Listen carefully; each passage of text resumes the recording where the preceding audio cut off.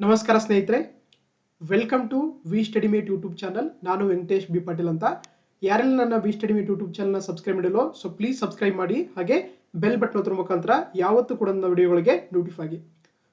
ಇವತ್ತು ಕೂಡ ಅಗೇನ್ ಇತ್ತೀಚೆಗೆ ಅಂದರೆ ಜೂನ್ 16ನೇ ತಾರೀಕು ನಡೆದಂಥ UPSC ಪ್ರಿಲಿಮ್ಸ್ ಎಕ್ಸಾಮ್ 2024 ಅಲ್ಲಿ ಕೇಳಿರುವಂಥ ಇಂಡಿಯನ್ ಪಾಲಿಟಿ ಮತ್ತೆ ಕಾನ್ಸ್ಟಿಟ್ಯೂಷನ್ ಕ್ವಶನ್ಗಳನ್ನು ಇವತ್ತಿನ ಕ್ಲಾಸಲ್ಲಿ ಡೀಟೇಲ್ಡ್ ಆಗಿ ಡಿಸ್ಕಸ್ ಮಾಡ್ತಾ ಹೋಗೋಣ. Okay, so let's start the class. So first question ನೋಡ್ತಾ ಹೋಗೋಣ. Who was the provisional president of the constituent assembly before doctor Rajendra Prasad took over ಅಂತ ಕೇಳಿದ್ದಾರೆ.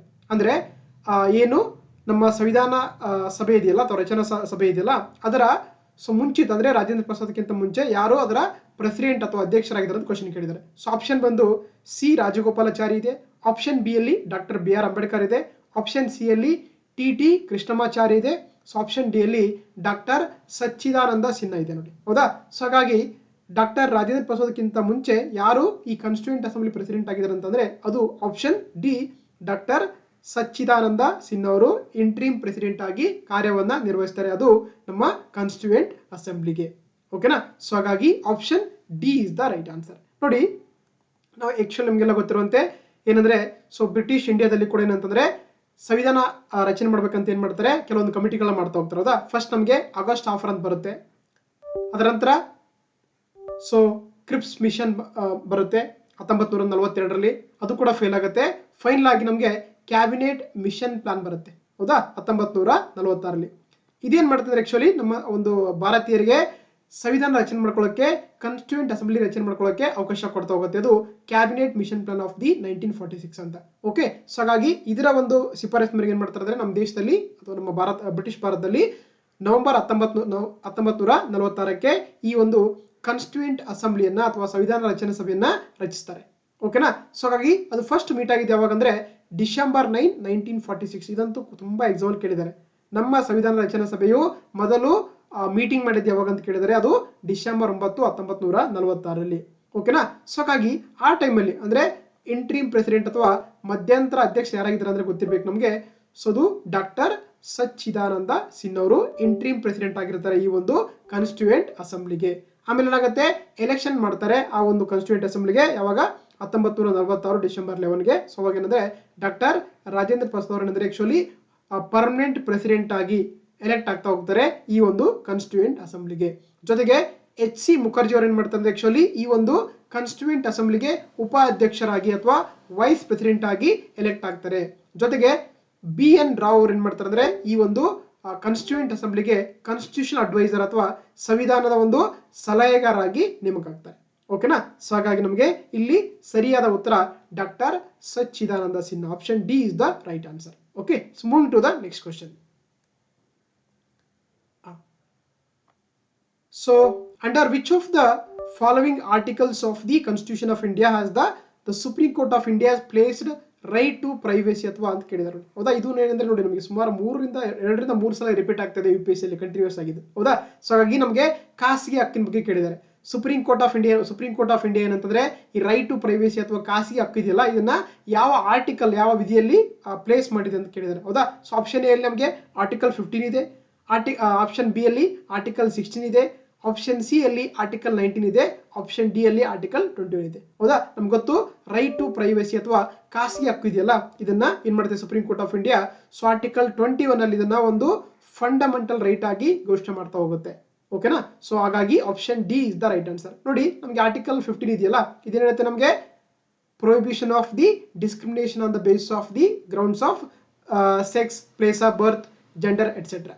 ಓಕೆನಾ? ಅದೇ ರೀತಿ ಆರ್ಟಿಕಲ್ 16 ಹೇಳುತ್ತೆ ನಮಗೆ ಉದ್ಯೋಗದಲ್ಲಿ ಸಮಾನ ಅವಕಾಶಗಳು. ಆರ್ಟಿಕಲ್ 15 ತಾರತಮ್ಯ ನಿಷೇಧ ಬಗ್ಗೆ ಕೊಡುತ್ತೆ. ಅದೇ ರೀತಿ ಆರ್ಟಿಕಲ್ 16 ಉದ್ಯೋಗದಲ್ಲಿ ಸಮಾನ ಅವಕಾಶ ಬಗ್ಗೆ ಕೊಡುತ್ತೆ. ಅದೇ ರೀತಿ ಆರ್ಟಿಕಲ್ 19 ನಮಗೆಲ್ಲ ಗೊತ್ತಿರುವಂತೆ right to freedom of speech and expression ಅಂತ ಕರಿತೀವಿ. ಹೌದಾ?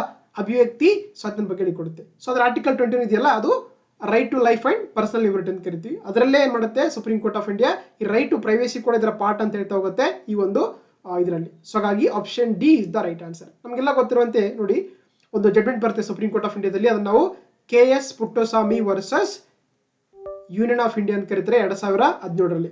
ಓಕೆನಾ. So KS Puttaswamy versus union of India case ಇದೆಯಲ್ಲ 2017ರಲ್ಲಿ, ಅದಕ್ಕೆ ಏನ್ ಮಾಡ್ತಾರೆ ಅಂದ್ರೆ ಒಂದು 9 ಜಡ್ಜ್ ಬೆಂಚ್ ಅನ್ನ ಮಾಡ್ತಾರೆ. ಅದನ್ನ ನಾವು 9 member bench supreme court bench ಅಂತ ಕರಿತೀವಿ. ಅದೇನ್ ಮಾಡುತ್ತೆ, ಸೊ ಆರ್ಟಿಕಲ್ 21 ಅಲ್ಲೇ ರೈಟ್ ಟು ಪ್ರೈವೇಸಿ ಕೂಡ ಇನ್ಕ್ಲೂಡ್ ಮಾಡ್ತಾ ಹೋಗುತ್ತೆ. ಓಕೆನಾ. ಸೊ ಅದು KS Puttaswamy versus union of India in 2017 ಅಲ್ಲಿ ಗೊತ್ತಿರಬೇಕು ನಮಗೆ. ಓಕೆ. ಸೊ ಹಾಗಾಗಿ ಆಪ್ಷನ್ ಡಿ ಇದೆಯಲ್ಲ ಆರ್ಟಿಕಲ್ 21 ಇದು ಸರಿಯಾದ ಉತ್ತರವಾಗುತ್ತೆ. ನೆಕ್ಸ್ಟ್ ನೋಡ್ತಗೋಣ. ಇದು ಕೂಡ ಒಂದು ಡೈರೆಕ್ಟ್ ಕ್ವಶನ್ ಅಂತ ಕರಿಬಹುದು. ನೋಡಿ, as per the article 368 of the Indian constitution the parliament May amend any provision of the constitution by way of ಅಂತ ಕೇಳಿದ್ದಾರೆ. ಹೌದಾ.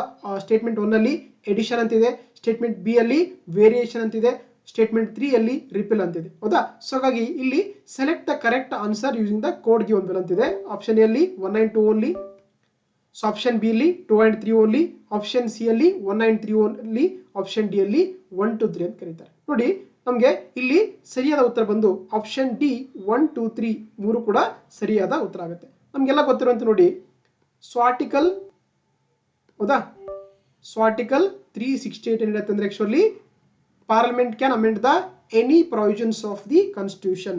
ಹೌದಾ. ಇದನ್ನೇನ್ ಮಾಡಿದ್ದಾರೆ ಆಕ್ಚುಲಿ ನಮ್ಮ ಸಂವಿಧಾನದ 20ನೇ ಭಾಗದಲ್ಲಿ ಮೆನ್ಷನ್ ಮಾಡಿದ್ದಾರೆ. ಸೊ ಆರ್ಟಿಕಲ್ 368 ಅನ್ನ. ಸೊ ಹಾಗಾಗಿ ನಾವು ಏನು ಈ ಒಂದು ಅಮೆಂಡ್ಮೆಂಟ್ ಆಫ್ ದಿ ಮಾಡೋ ವಿಧಾನ ಎಲ್ಲಿ ತಗೊಂಡಿದ್ದೀವಿ ಅಂದ್ರೆ ಇದನ್ನ ತಗೊಂಡದ್ದು ಸೌತ್ ಆಫ್ರಿಕನ್ ಕಾನ್ಸ್ಟಿಟ್ಯೂಷನ್ ಇಂದ ಏನ್ ಮಾಡಿದ್ವಿ ಅಂದ್ರೆ ಇದನ್ನ ಬಾರೋ ಮಾಡ್ಕೊಂಡಿದ್ವಿ ಈ ಒಂದು ಪ್ರೊಸೀಜರ್ ಅನ್ನ. ಹೌದಲ್ವಾ. ಸೊ ಹಾಗಾಗಿ ಆರ್ಟಿಕಲ್ 368 ಹೇಳುತ್ತೆ ಅಂದ್ರೆ ಆಕ್ಚುಲಿ ನಾವು ಅಂದ್ರೆ ಪಾರ್ಲಿಮೆಂಟ್ ಏನಂದ್ರೆ ಸಂವಿಧಾನಕ್ಕೆ ಯಾವುದೇ ಒಂದು ಹೊಸ ಭಾಗವನ್ನ ಎಡಿಷನ್ ಮಾಡಬಹುದು, ಸೇರಿಸಬಹುದು, ಅಥವಾ ವೇರಿಯೇಷನ್ ವ್ಯತ್ಯಾಸ ಮಾಡಬಹುದು, ಅದೇ ರೀತಿ ರಿಪೀಲ್ ತೆಗೆದುಹಾಕಬಹುದು. ಹೌದಾ. ಸೊ ಹಾಗಾಗಿ ಇವೆಲ್ಲ ಕೂಡ ಏನಾಗಿದೆ, part of the amendment of the constitution ಆಗಿದೆ ಅಂಡರ್ ಆರ್ಟಿಕಲ್ 368 ಅಂತ ಕರೀತಾರೆ. ಓಕೆನಾ. ಸೊ ಹಾಗಾಗಿ ಗೊತ್ತಿರಲಿ ನಮಗೆ, ಇದನ್ನ ನಮ್ಮ ಸಂವಿಧಾನದ 20ನೇ ಭಾಗದಲ್ಲಿ ಮೆನ್ಷನ್ ಮಾಡಿದ್ದಾರೆ. ಈ ಒಂದು ವಿಧಾನವನ್ನು ನಾವು ಸೌತ್ ಆಫ್ರಿಕನ್ ಕಾನ್ಸ್ಟಿಟ್ಯೂಷನ್ ಇಂದ ಬಾರೋ ಮಾಡ್ಕೊಂಡಿದೀವಿ. ಓಕೆನಾ. ಗೊತ್ತಿರಲಿ, parliament has the only power to amend the Indian constitution. ಅಂದ್ರೆ ಕೇವಲ ಸಂಸತ್ತು ಮಾತ್ರನೇ ಈ ಒಂದು ನಮ್ಮ ಸಂವಿಧಾನವನ್ನ ತಿದ್ದುಪಡಿ ಮಾಡುತ್ತೆ, ಆದ್ರೆ ಯಾವುದೇ ರೀತಿಯ ಸ್ಟೇಟ್ ಲೆಜಿಸ್ಲೇಚರ್ ಅಥವಾ ರಾಜ್ಯಗಳಿಗೆ ಅಧಿಕಾರ ಇಲ್ಲ. ಓಕೆನಾ. ಸೊ ಹಾಗಾಗಿ ಗೊತ್ತಿರಲಿ, so option D, so addition, variation, repeals are the part of the amendment of the constitution ಆಗಿದೆ, ಅಥವಾ ಟೈಪ್ಸ್ ಆಫ್ ದಿ ಅಮೆಂಡ್ಮೆಂಟ್ ಅಂತ ಕರಿತೀವಿ. ಹೌದಾ. ಸೊ ಹಾಗಾಗಿ option D is the right answer. 1 2 3. Next ನೋಡ್ ತಗೋಣ. ನೋಡಿ, ಸೊ ಇದು ನಮಗೆ ಎಕ್ಸ್ಪೆಕ್ಟ್ ಮಾಡುವಂತ ಕ್ವಶನ್ಸ್, ಯಾಕಂತಂದ್ರೆ ಒಂದು ಹಿಸ್ಟಾರಿಕಲ್ ಆಗಿರುವಂತ ಪಾರ್ಲಿಮೆಂಟ್ ಅಲ್ಲಿ ಲಾ ಮಾಡ್ತಾ ಹೋಗ್ತಾರೆ. ಹಾಗಾಗಿ ನಮಗೆ ಇದು ನ್ಯೂಸ್ ಅಂತ ಇರಬಹುದು. That is called the consider the following statement regarding the Nari Shakti ವಂದನ ಅಧಿನಿಯಂ, ಅಥವಾ ಇದನ್ನ ನಾವು ವುಮೆನ್ ರಿಸರ್ವೇಶನ್ ಬಿಲ್ ಅಂತ ಕರಿತೀವಿ, ಅಥವಾ ಆಕ್ಟ್ ಅಂತ ಕರೀತಾರೆ. ಹೌದಾ. ಮಹಿಳಾ ಮೀಸಲಾತಿ ಕಾಯ್ದೆ ಅಂತ ಕರಿತೀವಿ ನಾವು. ಹೌದಾ. ನೋಡಿ, ಫಸ್ಟ್ ಸ್ಟೇಟ್ಮೆಂಟ್ ಏನಂದ್ರೆ provisions will come in to effect from the 18th Lok Sabha ಅಂತಿದೆ. ಸ್ಟೇಟ್ಮೆಂಟ್ 2 ಅಲ್ಲಿ there will be in force, so this will be in force for the 15 years after becoming N act ಅಂತಿದೆ. ಅದೇ ರೀತಿ ಸ್ಟೇಟ್ಮೆಂಟ್ 3 ಅಲ್ಲಿ there are provisions for the reservation of seats for scheduled caste women's within the quota reserved for the scheduled caste ಅಂತಿದೆ. ಹೌದಾ. So ಹಾಗಾದ್ರೆ which of the statement given above are correct ಅಂತ ಕೇಳಿದರೆ option A ಅಲ್ಲಿ 1 2 3 ಅಂತಿದೆ, option B ಅಲ್ಲಿ 1 and 2 only ಅಂತಿದೆ, option C ಅಲ್ಲಿ 2 and 3 ಓನ್ಲಿ ಅಂತಿದೆ, ಆಪ್ಷನ್ ಡಿ ಅಲ್ಲಿ 1 and 3 ಓನ್ಲಿ ಅಂತಿದೆ. ನೋಡಿ. ಹೌದಾ. ಸೊ ನೋಡಿ, ನಮಗೆ ಪಾರ್ಲಿಮೆಂಟ್ ಆಫ್ ಇಂಡಿಯಾ ಏನ್ ಮಾಡಿತ್ತು ಅಂದ್ರೆ, ಸೊ 106ನೇ ಸಂವಿಧಾನ ತಿದ್ದುಪಡಿ ಕಾಯ್ದೆ 2023 ಮುಖಾಂತರ ಏನ್ ಮಾಡ್ತಾರೆ ಆಕ್ಚುಲಿ ಈ ಒಂದು ನಾರಿ ಶಕ್ತಿ ವಂದನ ಅಧಿನಿಯಮ, ಅಥವಾ it is also called the women reservation bill ಅನ್ನ ಪಾರ್ಲಿಮೆಂಟ್ ಅಲ್ಲಿ ಪಾಸ್ ಮಾಡುತ್ತೆ. ಹೌದಾ. ಇದರ ಮುಖಾಂತರ ಏನ್ ಮಾಡುತ್ತೆ ಆಕ್ಚುಲಿ, ಸೊ ಮಹಿಳೆಯರಿಗೆ ಕೂಡ 33% ರಿಸರ್ವೇಶನ್ ಕೊಡ್ತಾ ಹೋಗ್ತಾರೆ. ಅದೆಲ್ಲಿ ಲೋಕಸಭೆ ಮತ್ತು ರಾಜ್ಯ ವಿಧಾನಸಭೆ ಅಥವಾ ಸ್ಟೇಟ್ ಲೆಜಿಸ್ಲೇಟಿವ್ ಅಸೆಂಬ್ಲಿಗಳಲ್ಲಿ ಮಾತ್ರನೇ. ಓಕೆನಾ. ಸೊ ಹಾಗಾಗಿ ಇಲ್ಲಿ ನೋಡಿ ಏನ್ ಕೇಳಿದಾರೆ ಅಂದ್ರೆ, ಫಸ್ಟ್ ಸ್ಟೇಟ್ಮೆಂಟ್ ನೋಡಿ, provisions will come in to effect from the 18th Lok Sabha ಅಂತ ಕೇಳಿದ್ದಾರೆ. ಇಲ್ಲ, ಆಕ್ಚುಲಿ ಏನಂದ್ರೆ ನೋಡಿ, ಯಾವಾಗ ಸೆನ್ಸಸ್ ಕಂಪ್ಲೀಟ್ ಆಗುತ್ತೋ ಅವಾಗ ಏನ್ ಮಾಡ್ತಾರೆ, ಡಿಲಿಮಿಟೇಷನ್ ಕಮಿಷನ್ ಮಾಡ್ತಾರೆ. ಆವಾಗ ಏನ್ ಮಾಡ್ತಾರೆ ಅಂದ್ರೆ ಆಕ್ಚುಲಿ ಈ ಒಂದು ಮಹಿಳೆಯರಿಗೆ 33% ರಿಸರ್ವೇಶನ್ ಕೊಡ್ತಾರೆ. ಸೊ ಹಾಗಾಗಿ ಇಲ್ಲಿ ಯಾವುದೇ ರೀತಿಯ 18th ಲೋಕಸಭಾ ಅಂತ ಮೆನ್ಷನ್ ಮಾಡಿಲ್ಲ, only after the census, after the delimitation takes place ಅಂತ. ಸೊ ಹಾಗಾಗಿ ಫಸ್ಟ್ ಸ್ಟೇಟ್ಮೆಂಟ್ ತಪ್ಪಾಗುತ್ತೆ. ಓಕೆನಾ. ನೋಡಿ, ನಮಗೆ ಫಸ್ಟ್ ಸ್ಟೇಟ್ಮೆಂಟ್ ತಪ್ಪಾದ್ರೆ ಈಸಿಯಾಗಿ ನಮಗೆ ಎಲಿಮಿನೇಷನ್ ಮಾಡಬಹುದು. ಹೌದಾ. ಇಲ್ಲಿ ಒಂದಿದೆ, ಇಲ್ಲಿ ಒಂದಿದೆ, ಇಲ್ಲಿ ಒಂದಿದೆ. ಸೊ ಹಾಗಾಗಿ ನಮಗೆ ಆಪ್ಷನ್ ಸಿ ಮಾತ್ರ ಉಳಿಯುತ್ತೆ. ಹಾಗಾಗಿ ಆಪ್ಷನ್ ಸಿ ಸರಿಯಾದ ಉತ್ತರ ಆಗುತ್ತೆ. ಹೌದಾ. ಇದು ಒಂದು ಎಲಿಮಿನೇಷನ್ ಮೆಥಡ್ ಅಂತ ಕರಿತೀವಿ. ಸೆಕೆಂಡ್ ನೋಡಿ ತಗೋಣ. This will be in force for the 15 years after becoming act ಅಂತ ಕರೀತಾರೆ. ಎಸ್, ಹೌದಾ? ಏನಂದ್ರೆ ಈ ವುಮೆನ್ ರಿಸರ್ವೇಶನ್ ಬಿಲ್ ಮಾಡಿದಾರೆ ಅಥವಾ 106ನೇ ಸಂವಿಧಾನ ತಿದ್ದುಪಡಿ ಇದೆಯಲ್ಲ, ಇದೇನಂದ್ರೆ ಏನ್ ಹೇಳುತ್ತೆ, ಅಪ್ ಟು 15 ವರ್ಷ ಅಂದ್ರೆ ಯಾವಾಗ್ಲಿಂದ ಅದು ಸ್ಟಾರ್ಟ್ ಆಗುತ್ತೆ ಅವಾಗ್ಲಿಂದ 15 ವರ್ಷಗಳ ಕಾಲ ಮಹಿಳೆಯರಿಗೆ ಲೋಕಸಭೆ ಮತ್ತು ವಿಧಾನಸಭೆಗಳಲ್ಲಿ ಮೀಸಲಾತಿ ಕೊಡ್ಬೇಕಂತ ಹೇಳುತ್ತೆ. ಮೇ ಬಿ ಮತ್ತೆ ಮುಂದನ್ನ ಎಕ್ಸ್ಟೆಂಡ್ ಮಾಡ್ಕೋಬಹುದು, ಬಟ್ ಆದ್ರೆ ಆಕ್ಟ್ ಅಲ್ಲಿ 15 years ವರೆಗೆ ಮೆನ್ಷನ್ ಮಾಡಿದ್ದಾರೆ. ಸೊ ಹಾಗಾಗಿ ಸೆಕೆಂಡ್ ಸ್ಟೇಟ್ಮೆಂಟ್ ಸರಿಯಾಗುತ್ತೆ. ಓಕೆನಾ? ಅದೇ ರೀತಿ ನೋಡಿ, there are provisions for the reservation of seats for the scheduled caste women within the quota reserved for the scheduled caste ಅಂತ ಕರೀತಾರೆ. ಅಂದ್ರೆ ಏನು ಈ ಒಂದು 33% ರಿಸರ್ವೇಶನ್ ಇದೆಯಲ್ಲ, ಅಲ್ಲಿ ಕೂಡ ಆಕ್ಚುಲಿ ಅಂತಂದ್ರೆ ಈ ಪರಿಶಿಷ್ಟ ಒಂದು ಜಾತಿಯ ಮಹಿಳೆಯರಿಗೆ ಕೂಡ ಸೊ ಅಲ್ಲಿ ಇದರಲ್ಲೇ ರಿಸರ್ವೇಶನ್ ಕೊಡ್ತಾ ಹೋಗ್ತಾರೆ ಅಂತ ಹೇಳ್ತಾರೆ. ಸೊ ಹಾಗಾಗಿ ಈ ಸ್ಟೇಟ್ಮೆಂಟ್ ಕೂಡ ಸರಿಯಾಗುತ್ತೆ. ಸೊ ಹಾಗಾಗಿ ಆಪ್ಷನ್ 2 and 3 ಇದೆಯಲ್ಲ, option C is the right answer ಆಗುತ್ತೆ. ಓಕೆನಾ? That is about the Nari Shakti ವಂದನಾ ಅಧಿನಿಯಮ ಅಂತ. ಓಕೆನಾ? ಸೊ ಹಾಗಾಗಿ ಇಲ್ಲಿ ಯಾವುದೇ ರೀತಿಯ 18th ಲೋಕಸಭಾ ಅಂತ ಮೆನ್ಷನ್ ಮಾಡಿಲ್ಲ. ಅಂದ್ರೆ ಜನಗಣತಿ ಆದ ನಂತರ ಡಿಲಿಮಿಟೇಷನ್ ಕಮಿಷನ್ ಅಂತ ಏನ್ ಮಾಡ್ತಾರೆ ಆಕ್ಚುಲಿ, ಸೊ ಪಾರ್ಲಿಮೆಂಟ್ ಅಲ್ಲಿ ಮತ್ತು ಸೊ ಅಂದ್ರೆ ಲೋಕಸಭೆ ಮತ್ತು ವಿಧಾನಸಭೆಗಳಲ್ಲಿ ಅವರಿಗೆ ರೆಸಲ್ಯೂಷನ್ ಕೊಡ್ತಾ ಹೋಗ್ತಾರೆ. ಸೊ ಹಾಗಾಗಿ option C is the right answer. Next ನೋಡ್ತಾ ಹೋಗೋಣ. ಇಲ್ಲಿ ಮನಿ ಬಿಲ್ ಬಗ್ಗೆ ಕೇಳಿದ್ದಾರೆ. Which of the following statements are correct in respect of money bill in the parliament ಅಂತ ಕೇಳಿದ್ದಾರೆ. ಹೌದಾ? ನಾವು ಮನಿ ಬಿಲ್ ಅಂದ್ರೆ ಕನ್ನಡದಲ್ಲಿ ಹಣಕಾಸು ಮಸೂದೆ ಅಂತ ಕರೀತಾರೆ. ಹಣಕಾಸು ಮಸೂದೆ ಅಂತ ಕರೀತಾರೆ. ಸೊ ಇದನ್ನು ನಮ್ಮ ಸಂವಿಧಾನದಲ್ಲಿ ಆರ್ಟಿಕಲ್ 110 ಅಲ್ಲಿ ಮೆನ್ಷನ್ ಮಾಡಿದ್ದಾರೆ, 110 ಮೆನ್ಷನ್ ಮಾಡಿದ್ದಾರೆ. ನೋಡಿ, ಫಸ್ಟ್ ಸ್ಟೇಟ್ಮೆಂಟ್ ನೋಡ್ತಾ ಹೋಗೋಣ. Article 109 mentions special procedure in respect of the money bills ಅಂತಿದೆ. ಸ್ಟೇಟ್ಮೆಂಟ್ 2 ಅಲ್ಲಿ a money bill shall not be introduce in the council of states ಅಂತಿದೆ. ಸ್ಟೇಟ್ಮೆಂಟ್ 3 ಅಲ್ಲಿ the Rajya Sabha can either approve the bill or suggest changes but cannot reject the bill ಅಂತಿದೆ. ಅದೇ ರೀತಿ statement 4 ಅಲ್ಲಿ the amendments to a money bill suggested by the Rajya Sabha have to be accepted by the Lok Sabha ಅಂತಿದೆ. ಹೌದಾ? So ಹಾಗೆ ನಿಮಗೆ ಮನಿ bill ಬಗ್ಗೆ complete information ಗೊತ್ತಿರೋ ಮಾತ್ರನೇ ಈ ಒಂದು ಪ್ರಶ್ನೆಗೆ ಉತ್ತರ ಮಾಡಬಹುದು, ಇಲ್ಲ ಟಫ್ ಆಗುತ್ತೆ ನಿಮಗೆ. ಹೌದಾ? ಇಲ್ಲಿ ನಮಗೆ 1 and 2 only, 2 and 3 only, 1, 2, 3 and 1, 3, 4 ಅಂತ ಕೊಟ್ಟಿದ್ದಾರೆ. ಹೌದಾ? ನೋಡಿ, ನಿಮಗೆ ಫಸ್ಟ್ ಸ್ಟೇಟ್ಮೆಂಟ್ ಆಗ್ಲೇ ಹೇಳ್ತಾ ಇದ್ದೆ, ಹಣಕಾಸು ಮಸೂದೆ ಅಂತಿದೆ. ಹೌದಾ? ಇದನ್ನ ನಮ್ಮ ಸಂವಿಧಾನದ 110ನೇ ಆರ್ಟಿಕಲ್ ಅಲ್ಲಿ ಮೆನ್ಷನ್ ಮಾಡಿದ್ದಾರೆ. ಆದ್ರೆ ಅದನ್ನ ಯಾವ ರೀತಿ ಇಂಟ್ರೊಡ್ಯೂಸ್ ಮಾಡಬೇಕಾದ ಒಂದು ಸ್ಪೆಷಲ್ ಪ್ರೊಸೀಜರ್ ಮೆನ್ಷನ್ ಮಾಡಿದ್ದು, that is under article 109 of the Indian constitution. ಅಂದ್ರೆ ಅದನ್ನ ಯಾವ ಸದನದಲ್ಲಿ, ಲೋಕಸಭೆಯಲ್ಲಿ ಮಾತ್ರ ಇದನ್ನ ಇಂಟ್ರೊಡ್ಯೂಸ್ ಮಾಡಬೇಕು, ರಾಜ್ಯಸಭೆಗೆ ಕೆಲವೊಂದು ಟೈಮ್ ಕೊಡಬೇಕಂತ ಎಲ್ಲವನ್ನು ಕೂಡ ಮೆನ್ಷನ್ ಮಾಡಿದ್ದು ಅದು 109ರಲ್ಲಿ. ಸೊ ಹಾಗಾಗಿ ಫಸ್ಟ್ ಸ್ಟೇಟ್ಮೆಂಟ್ ಸರಿಯಾಗತ್ತೆ. ನೋಡಿ, ಅಂದ್ರೆ ಮನಿ ಬಿಲ್ ಡಿಫೈನ್ ಮಾಡಿದ್ದು 110ನೇ ಆರ್ಟಿಕಲ್ ಅಲ್ಲಿ, ಅದರ ಒಂದು ಯಾವ ರೀತಿ ಪಾಸ್ ಮಾಡಬೇಕಂತ ಸ್ಪೆಷಲ್ ಪ್ರೊಸೀಜರ್ ಮೆನ್ಷನ್ ಮಾಡಿದ್ದು ಆರ್ಟಿಕಲ್ 109 ಅಲ್ಲಿ. Don't confuse. ಓಕೆನಾ? ಸೊ ಹಾಗಾಗಿ ಫಸ್ಟ್ ಸ್ಟೇಟ್ಮೆಂಟ್ ಸರಿಯಾಗುತ್ತೆ. ಎರಡನೇ ನೋಡ್ತಾ ಹೋಗೋಣ. A money bill cannot be introduced in the council of states. Very important. ಹೌದಾ? ನೋಡಿ, ಆಕ್ಚುಲಿ ಅಂದ್ರೆ ಈ ಮನಿ ಬಿಲ್ ಇದೆಯಲ್ಲ, ಇದನ್ನ ಕೇವಲ ಓಕೆ ಸೊ ಮನಿ ಬಿಲ್ ಅನ್ನ ಕೇವಲ ಲೋಕಸಭೆಯಲ್ಲಿ ಮಾತ್ರನೇ ಇಂಟ್ರೊಡ್ಯೂಸ್ ಮಾಡಬಹುದು, not in the Rajya Sabha. So don't confuse. ಓಕೆನಾ? ಸೊ ಹಾಗಾಗಿ ಏನು ಈ ಹಣಕಾಸು ಮಸೂದೆ ಇದೆಯಲ್ಲ, ಇದನ್ನ ಕೇವಲ ಲೋಕಸಭೆಯಲ್ಲಿ ಮಾತ್ರನೇ ಇಂಟ್ರೊಡ್ಯೂಸ್ ಮಾಡಬಹುದು, ರಾಜ್ಯಸಭೆಯಲ್ಲಿ ಮಾಡಕ್ಕೆ ಅವಕಾಶ ಇಲ್ಲ. ಅಂದ್ರೆ ನೋಡಿ, council of states nothing but Rajya Sabha ಅಲ್ವಾ. ಸೊ ಹಾಗಾಗಿ ಸೆಕೆಂಡ್ ಸ್ಟೇಟ್ಮೆಂಟ್ ಕೂಡ ಕರೆಕ್ಟ್ ಆಗುತ್ತೆ. ಅಂದ್ರೆ a money bill shall not be introduced in the council of state ಅಂತಿದೆ, ಕರೆಕ್ಟ್ ಆಗುತ್ತೆ. ಮೂರನೇ ನೋಡ್ತಾ ಹೋಗೋಣ statement. The Rajya Sabha can either approve the bill or suggest changes but it cannot be rejected ಅಂತ ಕೇಳ್ತಾರೆ. ಹೌದು. ಅಂದ್ರೆ ನೋಡಿ, ಈ ಲೋಕಸಭೆ ಇದೆಯಲ್ಲ, ಇದೇನ್ ಮಾಡುತ್ತೆ, ಈ ಮನಿ ಬಿಲ್ ಅನ್ನ ಪಾಸ್ ಮಾಡಿ ರಾಜ್ಯಸಭೆ ಕಳಿಸುತ್ತೆ. ಆಗ ರಾಜ್ಯಸಭಾ ಅದನ್ನ ಏನ್ ಮಾಡ್ಬೋದು, ಅಪ್ರೂವ್ ಮಾಡ್ಬೋದು, ಜೊತೆಗೆ ಅದಕ್ಕೆ ಕೆಲವೊಂದು ಅಮೆಂಡ್ಮೆಂಟ್ಸ್ ಗಳಿಗೆ ಸಜೆಸ್ಟ್ ಮಾಡ್ಬೋದು, ರಿಜೆಕ್ಟ್ ಮಾಡುವಂತ ಅಧಿಕಾರ ಇಲ್ಲ. ಸೊ ಹಾಗಾಗಿ ಥರ್ಡ್ ಸ್ಟೇಟ್ಮೆಂಟ್ ಕೂಡ ಸರಿಯಾಗುತ್ತೆ. ಸೊ ಫೋರ್ತ್ ನೋಡ್ತಾ ಹೋಗೋಣ. Amendments to the money bill suggested by the Rajya Sabha have to be accepted by the Lok Sabha ಅಂತಿದೆ. ಆಕ್ಚುಲಿ ಇದು ಆಫ್ ಸ್ಟೇಟ್ಮೆಂಟ್ ಕರೆಕ್ಟ್ ಆಗುತ್ತೆ. ಅಂದ್ರೆ ನೋಡಿ, ಈಗ ಲೋಕಸಭೆ ಇದೆ, ಅದೇನ್ ಮಾಡುತ್ತೆ, ಮನಿ ಬಿಲ್ ಅನ್ನು ಪಾಸ್ ಮಾಡಿ ರಾಜ್ಯಸಭೆ ಕಳಿಸುತ್ತೆ. ಸೊ ಆಗ ಅದನ್ನ ಎಕ್ಸೆಪ್ಟ್ ಮಾಡಬಹುದು, ರಿಜೆಕ್ಟ್ ಮಾಡ್ಕೊಳ್ಳೋಕೆ ಅವಕಾಶ ಇಲ್ಲ ಅಲ್ವಾ. ಸೊ ಅದೇ ರೀತಿ ಅದು ಸಜೆಸ್ಟ್ ಮಾಡಬಹುದು ಲೋಕಸಭೆಗೆ ಬಿಲ್ಗೆ, ಆ ಸಜೆಸ್ಟ್ ಗಳನ್ನ ಲೋಕಸಭಾ ಎಕ್ಸೆಪ್ಟ್ ಮಾಡಬಹುದು, ರಿಜೆಕ್ಟ್ ಮಾಡಬಹುದು ಅಲ್ವಾ. ಸೊ ಇಲ್ಲಿ ಅಂದ್ರೆ ಹ್ಯಾವ್ ಟು ಬಿ ಅಂತ ಕೊಟ್ಟಿದ್ದಾರೆ, ಮಾಡ್ಲೇಬೇಕಂತಲ್ಲ, ಅದು ಎಕ್ಸೆಪ್ಟ್ ಆದ್ರೆ ಮಾಡಬಹುದು, ರಿಜೆಕ್ಟ್ ಆದ್ರೂ ಮಾಡಬಹುದು.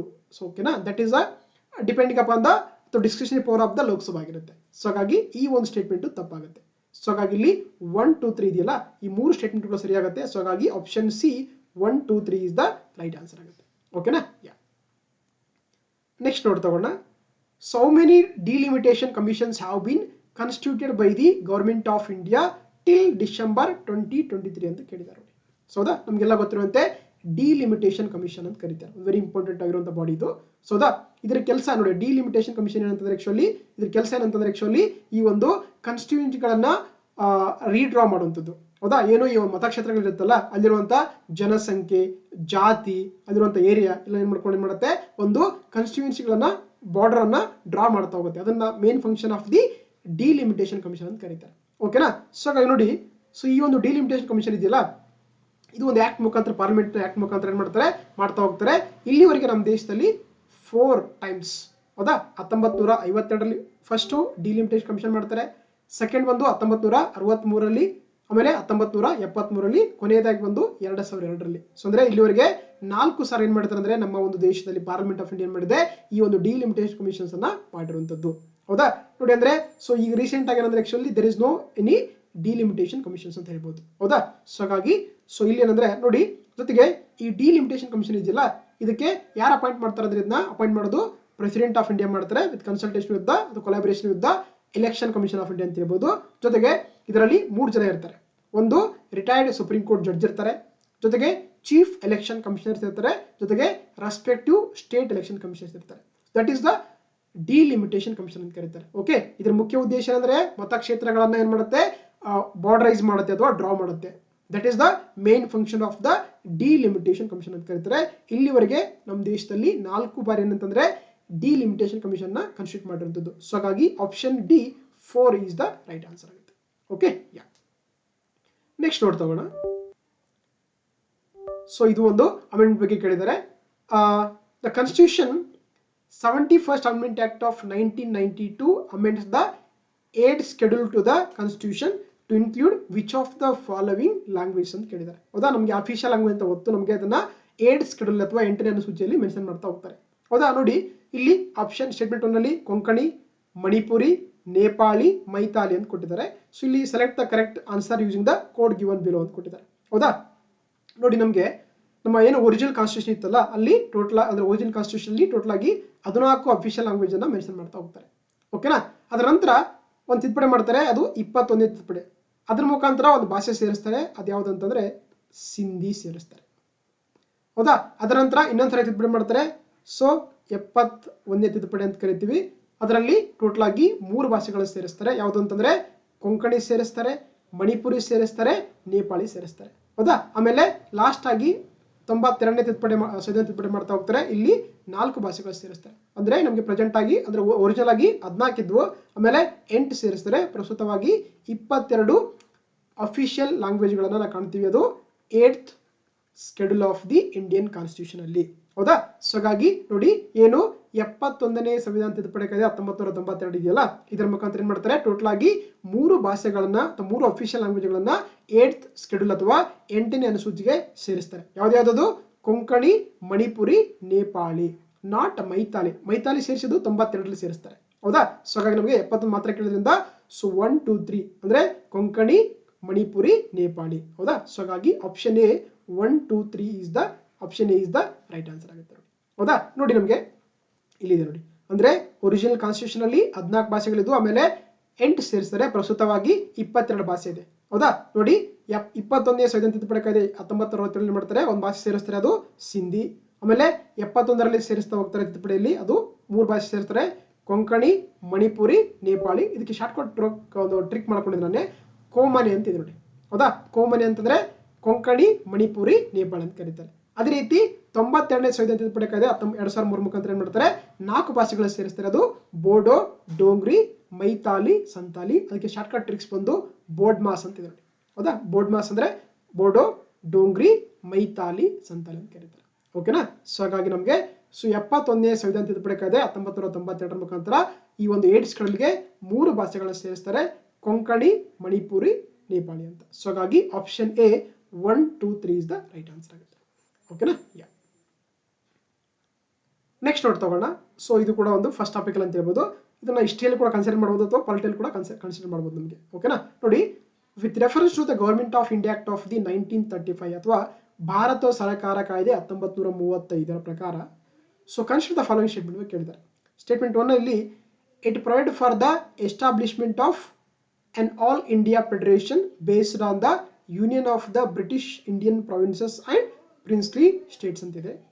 Statement 2 ಅಲ್ಲಿ defence and foreign affairs were kept under the control of the federal legislature ಅಂತಿದೆ. ಹೌದಾ? So which of the statement given above is are correct ಅಂತ ಕೇಳಿದ್ದಾರೆ. So 1 only, 2 only, both 1 and 2, neither 1 nor 2 ಅಂತಿದ್ದಾರೆ. ಹೌದಾ? So ನೋಡಿ ನಮಗೆ very important topic ಅಲ್ಲಿ ಓದ್ತಿದ್ದ historical background of the Indian constitution ಓದಬೇಕಾದ್ರೆ ನಮಗೆ ರೆಗ್ಯುಲೇಟಿಂಗ್ ಆಕ್ಟ್ ಆಫ್ 1773 ಹಿಡ್ಕೊಂಡು ನಮಗೆ ಲಾಸ್ಟ್ ಬರುವಂತ Indian independence act of the 1947, ಅದಕ್ಕಿಂತ ಮುಂಚೆ ಬರೋದು ವೆರಿ ಇಂಪಾರ್ಟೆಂಟ್ ಅಂದ್ರೆ ಅದು government of India act of the 1935 ಅಥವಾ ಭಾರತ ಸರ್ಕಾರ ಕಾಯ್ದೆ 1935 ಇದೆಯಲ್ಲ, ಇದನ್ನ ನಾವು ಏನಂತ ಕರಿತೀವಿ? Blue print of the Indian constitution ಕರೀತಾರೆ. ಇದನ್ನ ಭಾರತ ಸಂವಿಧಾನದ ನೀಲನಕ್ಷೆ ಅಂತ ಕರೀತಾರೆ. ಹೌದಾ? ಸೊ ಹಾಗಾಗಿ ನೋಡಿ ಇಲ್ಲಿ ಏನ್ ಮಾಡ್ತಾರೆ, ಆಕ್ಚುಲಿ ಈ ಒಂದು ಕಾಯ್ದೆ ಮುಖಾಂತರ ನಮ್ಮ ದೇಶದಲ್ಲಿ ಫಸ್ಟ್ ಟೈಮ್ ಒಂದೇನಂದ್ರೆ ಇಡೀ ದೇಶವನ್ನ ಒಂದ್ಕಂದ್ರೆ ಒಂದು ಒಗ್ಗೂಡಿಸುವಂತ ಕೆಲಸ ಆಗುತ್ತೆ. ನಾವು ದಟ್ ಈಸ್ ಏನಂತ ಕರಿತೀವಿ ಅಂದ್ರೆ ಅದನ್ನ ಆಲ್ ಇಂಡಿಯಾ ಫೆಡರೇಷನ್ ಅಥವಾ ಅಖಿಲ ಭಾರತ ಒಕ್ಕೂಟ ಅಂತ ಕರೀತಾರೆ. ಅದರಲ್ಲಿ ಬ್ರಿಟಿಷ್ ಇಂಡಿಯನ್ ಪ್ರಾವಿನ್ಸಸ್ ಕೂಡ ಇದ್ವು, ಅದರ ಜೊತೆಗೆ ಈ ಒಂದು ಪ್ರಿನ್ಸಿ ಸ್ಟೇಟ್ಸ್ ಆಗಿರುವಂತಹ ಹೈದರಾಬಾದ್ ಅಥವಾ ಈ ತರ ಪ್ರದೇಶಗಳು ಕೂಡ ಆಕ್ಚುಲಿ ಅದರಲ್ಲಿ ಸೇರ್ಕೊಳ್ತವೆ. ಸೊ ಹಾಗಾಗಿ ಫಸ್ಟ್ ಸ್ಟೇಟ್ಮೆಂಟ್ ಕರೆಕ್ಟ್ ಆಗುತ್ತೆ. ಅದೇ ರೀತಿ ಏನ್ ಮಾಡ್ತಾರೆ ನೋಡಿ ಆಕ್ಚುಲಿ ಅಂದ್ರೆ ಈ ಒಂದು government of India act of 1935 ಇದೆಲ್ಲ, ಇಲ್ಲಿ ಏನ್ ಮಾಡ್ತಾರೆ ಅಂದ್ರೆ ಅಧಿಕಾರಗಳ ಒಂದು ವಿಭಜನೆ ಮಾಡ್ತಾರೆ. That is called the federal structure ಅಂತ ಕರಿತೀವಿ. ಹೌದಾ? ಹಾಗಾಗಿ ಇಲ್ಲಿ 3 ಪಟ್ಟಿಗಳನ್ನ ಮಾಡ್ತಾ ಹೋಗ್ತಾರೆ. ಒಂದು ಫೆಡರಲ್ ಲಿಸ್ಟ್ ಅಂತ ಕರಿತೀವಿ, ಪ್ರೊವಿನ್ಷಿಯಲ್ ಲಿಸ್ಟ್ ಅಂತ ಕರಿತೀವಿ, ಇನ್ನೊಂದು ಬಂದು ಕನ್ಕರೆಂಟ್ ಲಿಸ್ಟ್ ಅಂತ ಕರೀತಾರೆ. ಹೌದಾ? ಪ್ರಸ್ತುತವಾಗಿರುವಂತಹ ಒಂದು union list, state list, concurrent list ಅಂತ ಕರೀತಾರೆ. It is mentioned in the 7th schedule of the Indian constitution. ಇದನ್ನ 7ನೇ ಅನುಸೂಚಿಯಲ್ಲಿ ಮೆನ್ಷನ್ ಮಾಡಿದ್ದಾರೆ. ಹೌದಾ? ಸೊ ಹಾಗಾಗಿ ಅಂದ್ರೆ ರಾಜ್ಯ ಪಟ್ಟಿ, ಕೇಂದ್ರ ಪಟ್ಟಿ, ರಾಜ್ಯ ಪಟ್ಟಿ, ಸಮವರ್ತ ಪಟ್ಟಿ ಅಂತ ಕರೀತಾರೆ. ಅವಾಗ ಏನಾಗಿತ್ತು ಅದನ್ನ ಫೆಡರಲ್ ಲಿಸ್ಟ್, ಪ್ರೊವಿನ್ಷಿಯಲ್ ಲಿಸ್ಟ್ ಮತ್ತೆ ಕನ್ಕರೆಂಟ್ ಅಂತ ಕರೀತಾರೆ. ಹೌದಲ್ವಾ?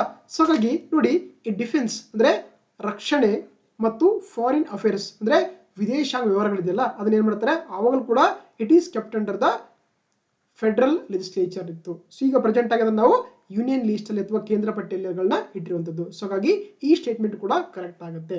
ಹೌದಾ? ಸೊ ಹಾಗಾಗಿ ಕೊಟ್ಟಿರುವಂತ 2 ಸ್ಟೇಟ್ಮೆಂಟ್ ಸರಿ ಆಗುತ್ತೆ. ಸೊ ಹಾಗಾಗಿ option C both 1 and 2 is the right answer ಆಗುತ್ತೆ. ಹೌದಾ? That is about the government of India act of the 1935 ಅಂತ. ಸೊ ಇದರಲ್ಲಿ ಬಹಳ ಇಂಪಾರ್ಟೆಂಟ್ ಆಗಿರುವಂತದ್ದು ನಮಗೆ ಆಕ್ಚುಲಿ ಇದರ ಮುಖಾಂತರ ಏನಂದ್ರೆ ಈ ಕಾಯ್ದೆ ಮುಖಾಂತರ ನಮ್ಮ ದೇಶದಲ್ಲಿ ರಿಸರ್ವ್ ಬ್ಯಾಂಕ್ ಆಫ್ ಇಂಡಿಯಾ ಕೂಡ ಸ್ಥಾಪಿಸ್ತಾರೆ, ಅವಕಾಶ ಕೊಡ್ತಾ ಹೋಗ್ತಾರೆ. ಹೌದಲ್ವಾ? ಸೊ ಗೊತ್ತಿರ್ಬೇಕು ನಮಗೆ. ಸೊ ಹಾಗಾಗಿ option C is the right answer. Next note ತಗೋಣ. ಇದು ಕೂಡ ಡೈರೆಕ್ಟ್ ಕ್ವಶನ್ಸ್, ಬಟ್ ಆದ್ರೆ ಬಹಳ ಫ್ಯಾಕ್ಚುಯಲ್ ಕ್ವಶನ್ಸ್ ಇದೆ. Which of the following statements are correct about the constitution of India ಅಂತ ನೋಡಿ. ಹೌದಾ? First statement powers of the municipalities ಅಂದ್ರೆ ನಗರ ಸಭೆಗಳ ಅಧಿಕಾರಗಳು are given in the part 9th A of the constitution ಅಂತ ಕೊಟ್ಟಿದ್ದಾರೆ. ಸ್ಟೇಟ್ಮೆಂಟ್ 2 ಅಲ್ಲಿ ಎಮರ್ಜೆನ್ಸಿ ಪ್ರಾವಿನ್ಸಸ್ ಅಥವಾ ತುರ್ತು ಪರಿಸ್ಥಿತಿಗಳನ್ನು ಕರಿತೀವಿ, are given in the part 18th of the Indian constitution ಕೊಟ್ಟಿದ್ದಾರೆ. ಅದೇ ರೀತಿ ಸ್ಟೇಟ್ಮೆಂಟ್ 3 ಅಲ್ಲಿ the provisions related to the amendment of the constitution ಅಥವಾ ಭಾರತ ಸಂವಿಧಾನದ ತಿದ್ದುಪಡಿಯನ್ನ are given in the part 20th of the constitution ಅಂತ ಕೊಟ್ಟಿದ್ದಾರೆ. ನಮಗೆ ಇಲ್ಲಿ ಪಾರ್ಟ್ಸ್ ಗಳು ಗೊತ್ತಿದ್ರೆ ಇದನ್ನ ಈಸಿಯಾಗಿ ಆನ್ಸರ್ ಮಾಡಬಹುದು, ಗೊತ್ತಿಲ್ಲ ಅಂದ್ರೆ ವೆರಿ ಡಿಫಿಕಲ್ಟ್ ಅಂತ ಹೇಳ್ಬೋದು. ನೋಡಿ ನಮಗೆ UPSC ಯಾವುದೇ ಎಕ್ಸಾಮ್ ತಗೊಂಡ್ರು ಕೂಡ ಒಂದು ಸ್ಕೆಡ್ಯೂಲ್ ಮೇಲೆ ಒಂದು ಕ್ವಶನ್ ಇದ್ದೇ ಇರುತ್ತೆ, ಇಲ್ಲಾಂದ್ರೆ ಪಾರ್ಟ್ಸ್ ಮೇಲೆ ಒಂದು ಕ್ವಶನ್ಸ್ ಇದ್ದೇ ಇರುತ್ತೆ. ಈ ಸಲ ಅಂತಂದ್ರೆ ಆಕ್ಚುಲಿ ಡೈರೆಕ್ಟ್ ಆಗಿ ಫ್ಯಾಕ್ಚುಯಲ್ ಕ್ವಶನ್ಸ್ ಕೇಳಿದ್ದಾರೆ. ಹೌದಾ? ಸೊ ಹಾಗಾಗಿ ಇಲ್ಲಿ ಕೊಟ್ಟಿರುವಂತ ಎಲ್ಲ ಕೂಡ ಹೌದಾ ನೋಡಿ ನಮಗೆ ಪಾರ್ಟ್ 1 ಅಂದ್ರೆ ಏನ್ ಹೇಳ್ತೀವಿ ನಾವು? ಯೂನಿಯನ್ ಅಂಡ್ ಇಟ್ಸ್ ಟೆರಿಟರಿ ಅಂತ ಹೇಳ್ತೀವಿ.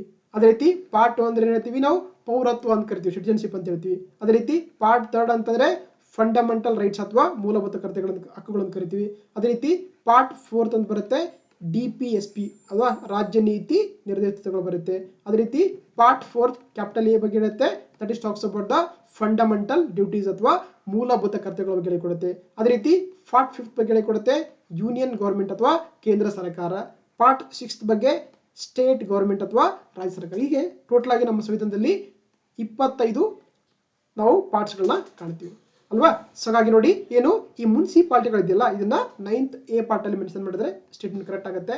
ಅದೇ ರೀತಿ ತುರ್ತಿ ಪರಿಸ್ಥಿತಿಗಳಿದೆಯಲ್ಲ ಅದನ್ನ ಕೂಡ ಪಾರ್ಟ್ 18th ಅಲ್ಲಿ ಮೆನ್ಷನ್ ಮಾಡಿದ್ರೆ ಅದು ಕೂಡ ಕರೆಕ್ಟ್ ಆಗುತ್ತೆ. ಅದೇ ರೀತಿ ಏನು ಭಾರತ ಸಂವಿಧಾನ ತಿದ್ದುಪಡಿ ಒಂದಿದೆಯಲ್ಲ ಅದನ್ನು ಕೂಡ ನಮ್ಮ ಪಾರ್ಟ್ 20 ಅಲ್ಲಿ ಮೆನ್ಷನ್ ಮಾಡಿದ್ದಾರೆ. ಸೊ ಹಾಗೆ ಕೊಟ್ಟಿರುವಂತ ಎಲ್ಲ ಸ್ಟೇಟ್ಮೆಂಟ್ ಕೂಡ ಸರಿಯಾಗಿದೆ. ಸೊ ಹಾಗಾಗಿ option D 1, 2, 3 is the right answer ಆಗುತ್ತೆ.